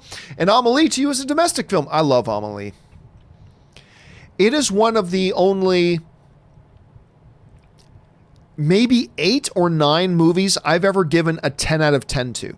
Like, we live in an age when people just throw around, if I moderately like it, 10 out of 10, we live in a 10 out of 10 society. If somebody likes a movie, it's 10 out of 10, 10 out of 10. If you give something a 9, they go, why did you hate it? I've given like 10 out of 10s to maybe, in my life, 7 or 8 movies. Amélie was one of them. It was. And I just love it that much. Thank you for sharing that, Andy. All right. Next up, Willow Yang writes, "A number of horror movies this year looked great, but proved to be disappointing. Hopefully Dr. Sleep is good." And you're right, Willow. Especially when you consider 2018 and 2017 were both really good years for horror. Really good years for horror. I gotta say I've been underwhelmed by horror this year. It Chapter 2, Brightburn, Midsommar, just a couple of films that I was really excited about and really looking forward to that I ended up being disappointed with. And here's hoping Dr. Sleep, and I mean, the trailer looks fantastic, but here's hoping Dr. Sleep ends up being that movie that kind of salvages the horror genre for 2019. Fingers crossed. All right, Tom Gillard writes, "Finally, John, I got a new job in IT after 5 years of unemployment. Congratulations, dude. That's awesome. Thanks for making my unemployed days go by faster." Dude, seriously, there is nothing like new opportunities. It's exciting time. I still remember, even though I was still technically working on the movie blog, I still remember when I sold the movie blog. And I sold it to this company, and they wanted to, move me out to LA for a while, which is why I came to LA for my plan of 1 year. I was doing the movie blog. I wasn't doing AMC. I was doing the movie blog. And I sold it to them. They then hired me, put me on staff to run my own site. And so they paid me to buy the site, and then they paid me a salary, and they wanted to move me to LA, and we're going to pay for my rent and all that kind of stuff. Even though it wasn't really a new job, it was still like a new opportunity thing. I was so excited. When I started this stuff at AMC, so excited. When I started my first law job, so excited. I mean, whenever a new opportunity comes, I can only imagine, though, Tom, it must be made all that sweet, all the more sweeter when you've gone through a number of years without an opportunity. That you got it. That's awesome, man. I celebrate that with you, Tom. Make the most of it, buddy, and congratulations, dude. Pierre Fillion writes, "My top 5 from 5 to 1. Ex Machina, which a lot of people love. Lord of the Rings, 2 Towers. Grand Budapest Hotel." That's a good, a lot of people don't mention that one. That's a good one. Star Wars A New Hope. And my favorite, by a big margin, Memento, which is the forgotten Christopher Nolan movie. Everybody today talks about Dark Knight, understandably so. They talk Interstellar. They talk Inception. They talk The Prestige. Again, all understandably so. But in the mix of all that is Memento, and a lot of people forget about that one, but it is one of his best. It is absolutely one of his best. Thanks for sharing your list there, Pierre. All right, R1 writes, "Another guy in clown makeup acts wacky and is considered for an Oscar. Hollywood is so original." Well, listen, 2 guys playing clowns in the 100-year history thing is still pretty original. But yeah, I mean, it's looking like not only is Joker likely to get I'm going to say it's a foregone conclusion. At this point, I will be shocked. Anything is possible, but I will be shocked if Joker is not nominated for Best Picture. But it's looking like Joaquin Phoenix, and I haven't seen the film yet, but just from what I'm reading from everybody, it sounds like Joaquin Phoenix could end up getting that nomination as well for lead actor. So we'll have to wait and see. Eddie Burton writes, saw it too. Thought that Bill Hader and James Ranson actually were the show-stealing performances despite heavyweights like McAvoy and Chastain. I agree, especially Hader. The thing about McAvoy is, who is just tremendous, the material he had wasn't the best material in the movie. Hader had the best material, and he absolutely made the best of it. He absolutely delivered. But I think Hader, you can make the argument, had the best material to deliver, and he knocked it out of the park in his delivery. Whereas McAvoy, I don't think had the best material. I think he did a very solid job. He acted just like the kid who played the same role as a younger kid. And Chastain was great. But again, I think Hader was the one given the best material, and he certainly made the best out of it, dude. All right. The Bearded One writes, some people are so upset about the Joker's award. I don't see why. First of all, these are probably people who haven't even seen the movie. Why would you be upset the Joker won? If it's the best movie, it should win. Period. Get out of here with everything else. Again, I haven't seen it, so giant asterisks on that. And maybe I'll watch it and go, what the hell was all this buzz about? Maybe we'll see Joker and go, well, this sucked. Why did get all that? That could happen, absolutely. But why be upset about something winning an award that we haven't seen for you? I don't get that. Jay Cub writes, Joaquin Phoenix is playing Trevor Slattery. I will admit, Jay Cub, off the top of my head, I'm not quite sure what the reference is. Maddie Hay writes, I'm 18 and move away to film school this week. Scary. Dude, it is scary, but also an incredibly exciting time. I remember the first time I moved, even though Hamilton and Toronto are only about 45 minutes to an hour apart, I still remember when I went away to go to school in Toronto and I was going to live somewhere else other than at home. It was a little scary, but also tremendously exciting. And dude, I wasn't doing something as cool as going to film school. You are. Enjoy it. Embrace these years. Have a lot of fun, man, and have some success there, Maddie. All right, James Lockman writes, love the World of Warcraft play. I play in chat. I did a little bit of play in chat of World of Warcraft. I picked up World of Warcraft Classic again. So what I've been doing on some evenings is doing like 45 minutes to an hour of live streaming me playing World of Warcraft while we talk about movies. It's actually been a lot of fun. I really quite enjoy it. And it's kind of cool playing World of Warcraft Classic again. Anyway, especially getting to hear the music stylings of John the Bard singing his way to death as the hateful Murlocs chase him. Yeah, whenever I'd start running away, and I've been doing this for 15 years. When I'm playing World of Warcraft and I get into combat and I start to realize I'm going to die unless I run, and I start to run away, whenever I do, I start singing the tale of Sir Robin. You know, brave, brave, brave, brave Sir Robin. When danger reared its ugly head, Sir Robin bravely turned and fled. Brave, brave, brave, brave Sir Robin. So that's what I do. I usually sing that song, but I've been doing that for like 15 years, and I still find myself doing it. And I don't do that for any other video game. Like if I'm playing a first-person shooter and start to run, I don't start singing that song. But when I'm playing World of Warcraft, whatever version, and I start to run away, I start singing Brave Sir Robin. I don't know why, but I just do.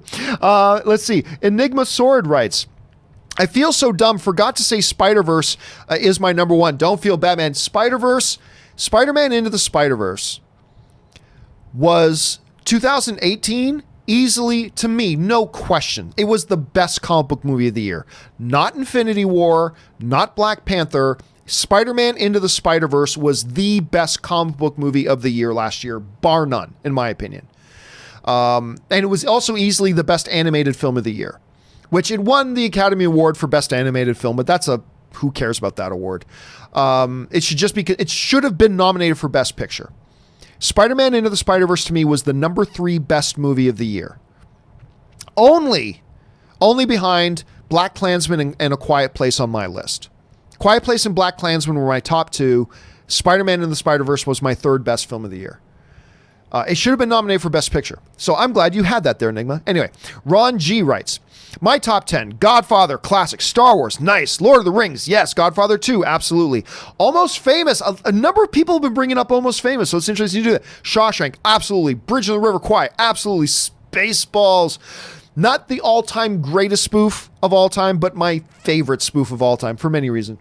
I was just singing the Ballad of Sir Robin, the Holy Grail, and Good Will Hunting. You know what? I think that might be the first time, Ron, that somebody's actually added Good Will Hunting on the list. I'm totally glad that you did, because I love that movie. Finally won Robin Williams his Academy Award after being nominated a couple of times, and it won Academy Award for Matt Damon and Ben Affleck. A lot of people forget Matt Damon and Ben Affleck have an Academy Award for screenwriting. They won the Academy Award for Best Original Screenplay. A lot of people forget about that. And of course, Robin Williams, great film. Nice list, Ron. I like your list very, very much. All right. Ant Banks, 1984 writes, with the outrage culture we're dealing with these days, do you think Eddie Murphy will play it safe and not try to offend anyone? Or do you think he'll say F it and go balls to the wall? Yeah. Look, let me say this. I think there is a difference between outrage culture and people being legitimately offended by something.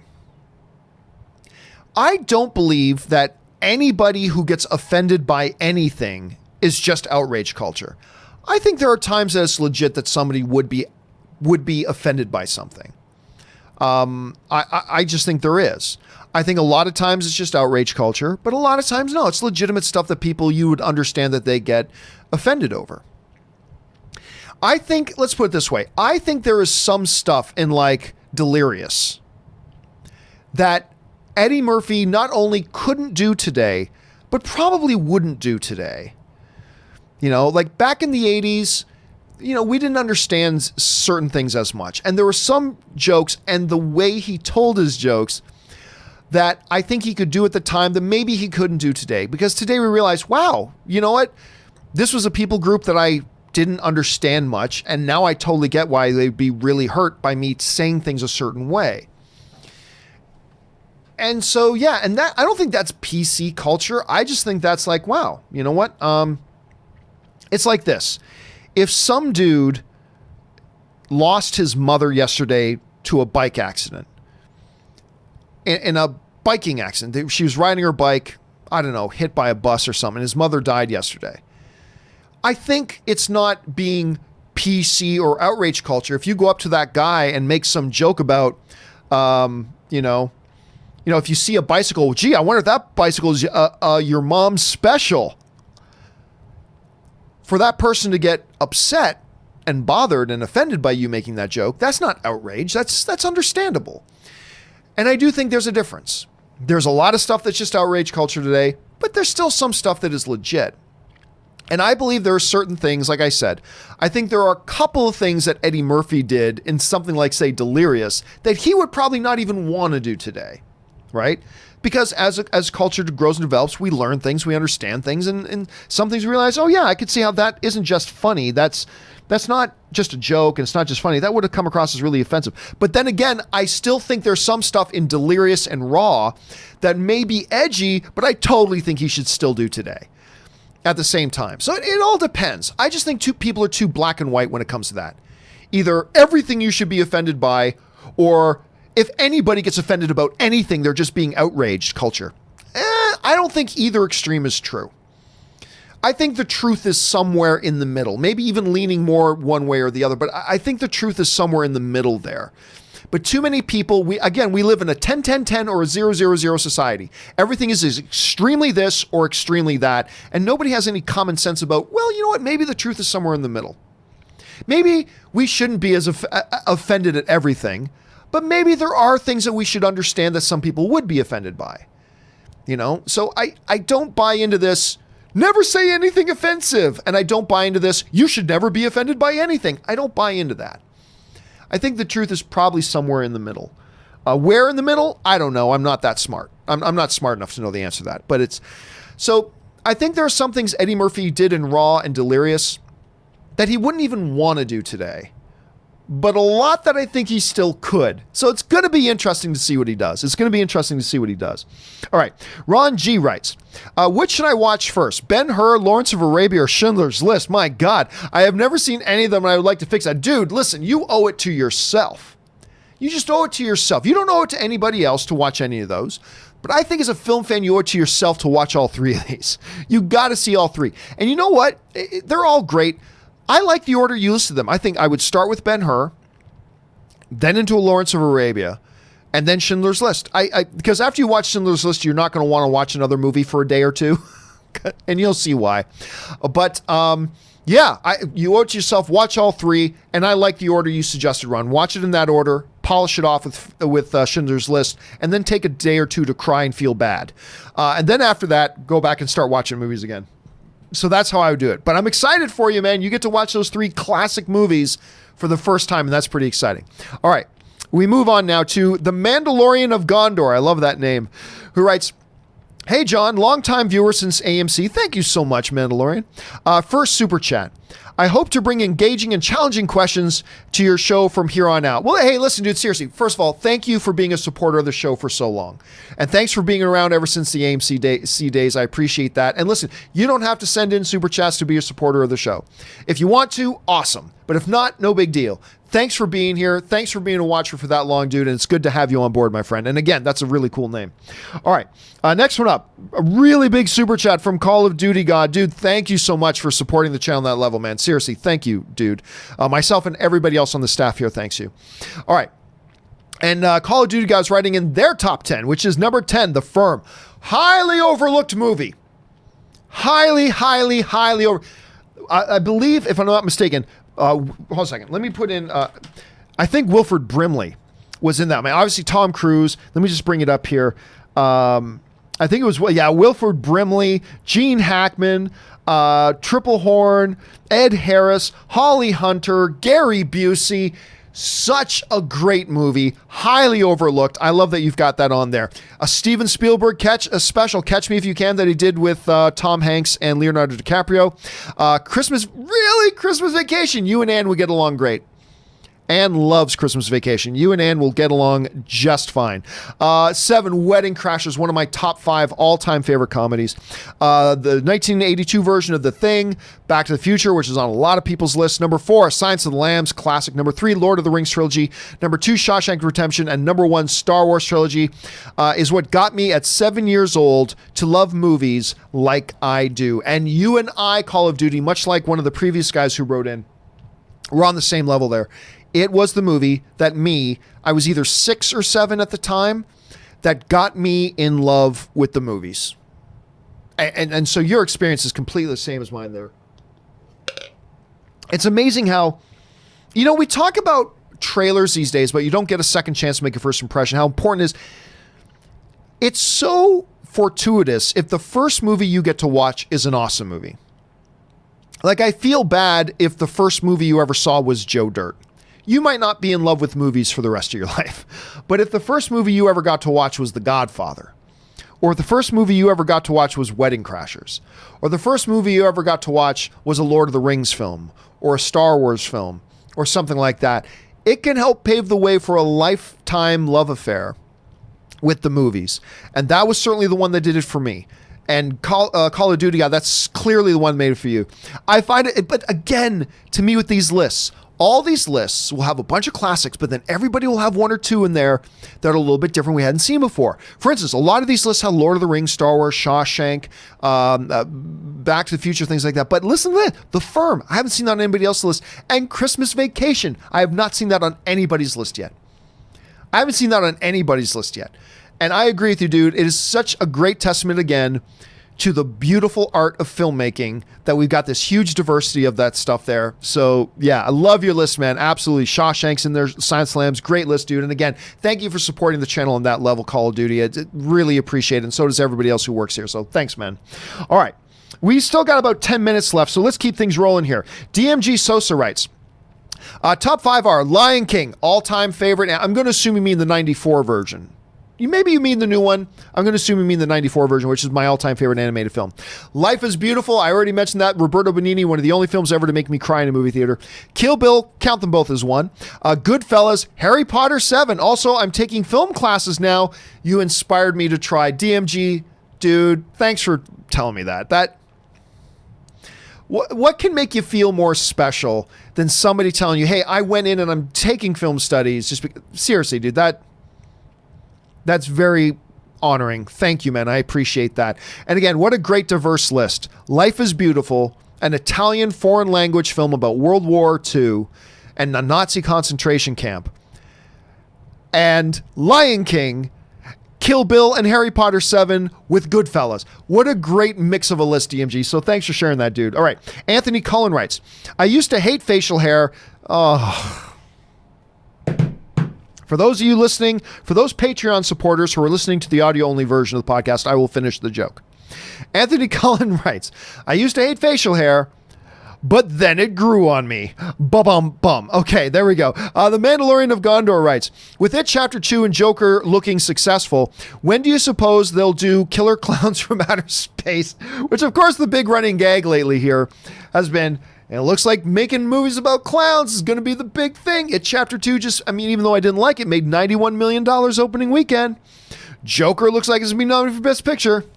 Killer Clowns from Outer Space. Hey, look, at some point, somebody's going to make Killer Clowns from Outer Space again. It's going to happen. Probably not an Oscar nominee, but it's going to get made again. All right.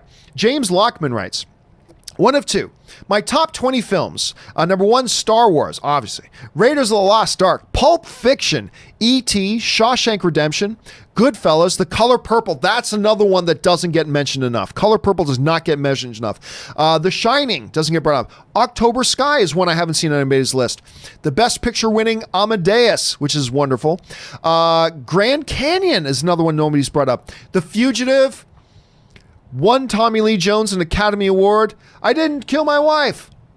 I don't care. Such a great moment in that movie. Anyway, if guys, a lot of you haven't seen The Fugitive with Harrison Ford and Tommy Lee Jones, watch The Fugitive. It's amazing. Let's see here. Boys in the Hood is one that doesn't get up much. Silence of the Lambs, Midnight Run, The Natural, Robert Redford, Malcolm X, Denzel. That's a great one. Bull Durham, A Few Good Men, and Do the Right Thing. Dude, nice, very diverse, very mixed bag of films in those lists, James. That's great. I especially like the fact that Amadeus, by the way, didn't just win Best Picture. It won, hold on a second. It actually, I think, won like a ton of Academy Awards. Let me just double check here. Well, first of all, it was nominated for 1, 2, 3, 4, 5, 6, 7, 8, 9, 10, 11 Oscars. Got nominated for 11 Oscars, and it won 1, 2, 3, 4, 5, 6, 7, 8 of them. Won 8 Oscars, including Best Picture, Best Actor, Best Director, Best Screenplay, Best Art Design, Best Costume Design, Best Sound, and Best Makeup. It was also nominated for Best Actor in a Leading Role. 2 dudes in the same movie were nominated for Best Actor in a Leading Role. F. Murray Abraham and Tom, I don't know how to pronounce Hulsey? Anyway, it was also nominated for Best Cinematography and Best Editing. That movie, swept. I believe it was the 1984 Academy Awards. It, swept the 84 Academy. 8 Academy Award nominations. Academy Award wins, and all the big ones. Best Actor, Best Director, Best Picture, Best Screenplay. I mean, it just won every major award, and not enough people have watched that, and I'm glad you got that on your list, James. Thanks for sharing it, dude. All right. T-Ness writes, you probably meant am I the only one not excited about the CW Crisis crossover? The Crisis storyline is too big for TV to shrink down, in my opinion. Well, here's the thing, T-Ness. It's the CW stuff. If you're thinking for a second that the CW is going to do a comic accurate Crisis on Infinite Earths it's not. It's going to be very, very heavy creative license is going to be taken with this. It's going to be a CW version of it. Now, that being said, I've always really liked the CW. They always do a good job with them. Particularly their Crisis on Earth X one. Their Crisis on Earth X crossover I thought was really fun. But that's what you're getting with these CW ones. Just lighthearted, goofy, fun stuff. I mean, they're not going to take it too seriously. They never do. And they're certainly not going for a Crisis on Infinite Earths like that. And you know what? Yeah, 5 hours of television, you could do a proper crossover if you want to. But it's CW. It's going to be the CW version of it. which there's nothing wrong with that. There's a place to do some serious stuff, and there's a place like on CW to do more of the goofball fun stuff, and that's what it's going to be. And on that level, I'm excited about it. If you're looking for a comic book accurate Crisis on Infinite Earths, then you're looking in the wrong spot, because it ain't going to be on CW. So you're destined, my friend, to be disappointed no matter what. But if you go into it just saying, hey, this is going to be the CW version of this, they're going to go for some lighthearted fun, then you could be in for something really fun. So I'd say go into more of an open mind. Am I super stoked for it? No. But I am looking forward to it, because they've always seemed to deliver for me. Some better than others, but they've always seemed to do a pretty good, fun little job there. All right, Gabriel Barreto writes, I am going to New York City Comic Con this year. How do you feel about actors charging big amounts for an autograph? I paid $250 to meet Tom Hiddleston in October. You know, this comes up every once in a while, particularly when Comic Cons come around. And look, the popular thing to say is, you know, we're the ones who make celebrities famous. They should give us our autographs for free. In certain circumstances, I agree. However, what do you think your chances are if Tom Hiddleston was just doing a free booth at New York City Comic Con? What do you think the chances are that you'll actually get an autograph? Zero. Why? Because all 95,000 people who are going to be there are going to go get in that line, and he'll have time to maybe autograph 1% of them. So you, as somebody who wants to get his autograph, you're not going to get it. You're just not. There's just going to be too many people there trying to get it, and he's only got time to sign so many and to take so many pictures. You're just not going to get it. Sorry. So, yeah, to me, the notion of, hey, you know what? And for the more popular celebrity that's going to be more in demand, you charge more. And remember this is important. 90% of the time, these celebrities are not the ones who set the price for getting their picture and autograph. It's the convention, because the convention pay the actors to come and do an appearance and to sign autographs and make pictures. And then it's the convention that decides how much they're charging you to get a picture and an autograph with that particular star. You got to keep that in mind. That 90%, not all the time, but 90% of the time, that's what it is. So, and the more popular the person, the more people are going to be in those lines, the more you got to charge. Because again, if Tom Hiddleston was, get a picture and an autograph of Tom Hiddleston, $5, maybe you've got $5, but you're not going to get it, because there's going to be 50,000 other people in line to get it. And he's only going to have time to maybe do 100 or 200. So you're not going to get it. So what's worse? Paying money to guarantee you get that picture and autograph, or not having to pay money, but you're never going to get that picture and autograph. Right? It's supply and demand. And so I always get people mad at me when I say, and now look, it's not like, I'm not saying that if Tom Hiddleston is walking down the street and some kid sees him say, can you sign my book? And Tom Hiddleston going, that'll be $250, kid. See, that's different. That's a totally different thing.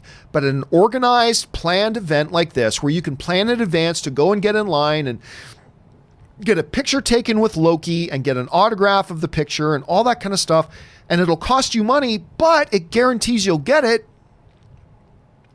Is that worse than it being free, but you'll never get it at all? So I understand it. I do. And so it makes me pick and choose. Like if there's somebody I really want, Anne paid, I can't remember, Anne paid $50 or something like that. Anne's favorite Star Wars character is the Emperor. That's Palpatine is Anne's 100% favorite Star Wars character. So when we were at Star Wars Celebration and Ian McDiarmid's there taking pictures and giving autographs, and it was like $50, $60, I can't remember how much. Like to Anne, it's like, hell yeah. I'm going to treasure that picture forever and for the rest of my life. And if I pay the $60 or however much it was, it guarantees I'll get to meet him, take my picture with him, and get an autograph? Yeah, that's a no-brainer. So I know it's not popular to say. The popular thing is to say that these celebrities are only famous because we make them famous. They should give us all this stuff for free. That's thinking very small. You got to understand that's great, but you're never going to get your picture taken then. because it's just everybody will be there.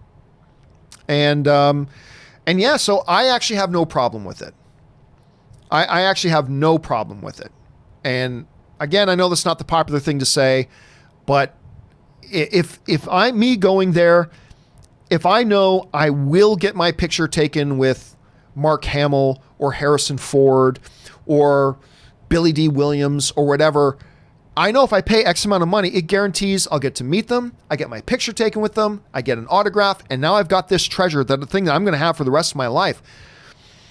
Then honestly, I don't think it's unreasonable, especially when you understand that it's the convention that sets the rates. So anyway, that's my thought on that, Gabriel. At any rate, so you're going to get to meet Tom Hiddleston. You're going to get to meet him and get your picture with him and get an autograph. And awesome. That's great. Okay. M.E. writes, then we're almost out of time here, guys. A viewer listed Incendies by Denis Villeneuve as a #1 movie. I was curious. Jesus, I felt as if I'd been kicked down a flight of stairs. A word, brilliant. Okay, Em, I still haven't seen it, but I'm so glad you brought that up. This is one of the reasons why I love it when you guys send in top 5, top 10s, or little recommendations. Because even if it's something I've already seen or something I haven't seen, and even if it's something that I never do get around to watching, the fact of the matter is that thousands of other people are watching this show and hearing your recommendation. So somebody brought up this Denis Villeneuve film that I've never seen. I think it's the only one he's done that I've never seen. And M.E. hadn't seen it, heard the recommendation, say, really, somebody made that their #1 film. I should watch that. And then they've gone and watched it. That's what I love about this. It's not that I get the recommendations, although it's really cool. Like, for instance, Letterkenny. I'm hooked on Letterkenny now. But when I get recommendations from you guys, that's great. But what's even better is that thousands of other people are hearing these recommendations, and now they're going out to check out those movies. And somebody like Em had this terrific experience watching it, and that's exciting. So thank you so much, Em, for sharing your experience. I really appreciate that. All right.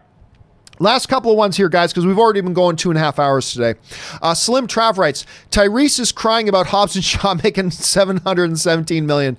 You know what? I am moving past the Tyrese things. You know what? I don't think he's crying over it. If anything, the way he might be looking at this and the way he should be looking at this is like, hey, that's how popular our Fast and Furious franchise is.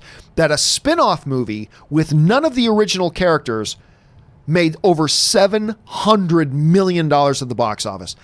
The way he should be looking at this, and hopefully the way he is looking at it, is that, hey, that speaks really well for our franchise. And that's how he should look at it. All right, Ben Rayner writes, gave you my top 5. Here's 6 through 10. Harry Potter 1 through 8. Hook. Thank God somebody's putting Hook on their list. I know there are people like Robert that doesn't like Hook.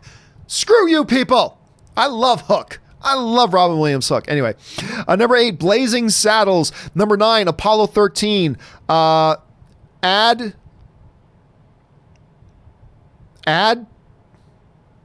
Oh, you're adding more. 10. Wizard of Oz runner-ups. Lord of the Rings, Toy Story 2, and E.T. All marvelous, magnificent, worthy films, Ben. Thanks for sharing that. Blazing Saddles. It's still a shame how many people still just won't watch Blazing Saddles because it's more than 10 years old. Guys, watch Blazing Saddles. It's one of the most enduring great comedies of all time. All right. And the last one here will be from Stephen Foley, who writes, 1 of 2. Some of my favorite Indian foreign films, Man Bites Dog, Morris Peros, I haven't seen that one, The Seventh Seal, fabulous, and A Clown in Babylon. Okay, I don't know that one. Hold a second. Well, it sounds familiar. Let's see.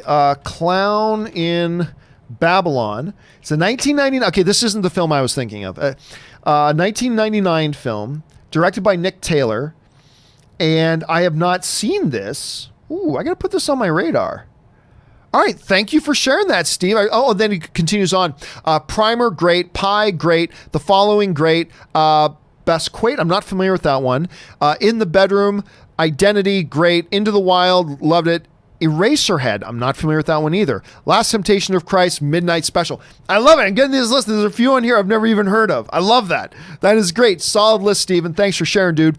And all right, guys, that will do it for today's installment of the John Campea Show. Listen, for everybody else who sent in super chats, from Daniel, Jesse, Steven again, and all the way down, Don't worry, you sent in those questions. They're getting answered in a video today. A little bit later today, I'll be putting together a companion video so we can get through all the rest of the questions. Your question is getting answered in a video today. Keep your eyes open for that companion video. Hey guys, listen, I'm going to give you, for those of you stuck around this long, I'm going to give you a little bit of an announcement. I've mentioned this a couple of times already. One of the things that we're going to be starting here on the John Campea community, I should say, in the next little while is something that a lot of you guys have been asking me to do for over a year now, and we're finally just about ready to do it. We are launching our own Discord server. Because you know what? The best thing about the film fan community is the community. So we wanted to create a place, and a lot of you guys have been asking this for over a year. We are creating a Discord server where we can all you guys can go in, chat with each other, talk movies. I'm going to create different channels and categories for people to talk about. I'm going to give you guys a place to send in things you want as main topics on the show. There's going to be a room exclusively for our Patreon supporters. There's going to be a channel for you guys to send in suggestions. There's going to be open chat forum. We're going to set up channels to talk about specific movies. And we're even going to be able to do some voice chatting. I am very much looking forward to launching this. We're going to launch that within the next week or two. Fact checker Jonathan and me have been working on it and trying to get this thing put together. And you guys have been asking for it for over a year. It's coming. The John Campea Show Discord server is coming. So keep your eyes open for that. All right, guys, don't forget the John Campea Show returns again tomorrow. It's going to be me, Robert Meyer Burnett, and Aaron Cummings makes her return. And once again, guys, one more time, for all those of you who sent in super chats we didn't have time to get around to, don't worry, companion video coming up a little bit later today. All right, guys, that will do it for me for this installment of the John Campea Show. Thanks so much for being here. My name's John Campea, and until next time, bye-bye.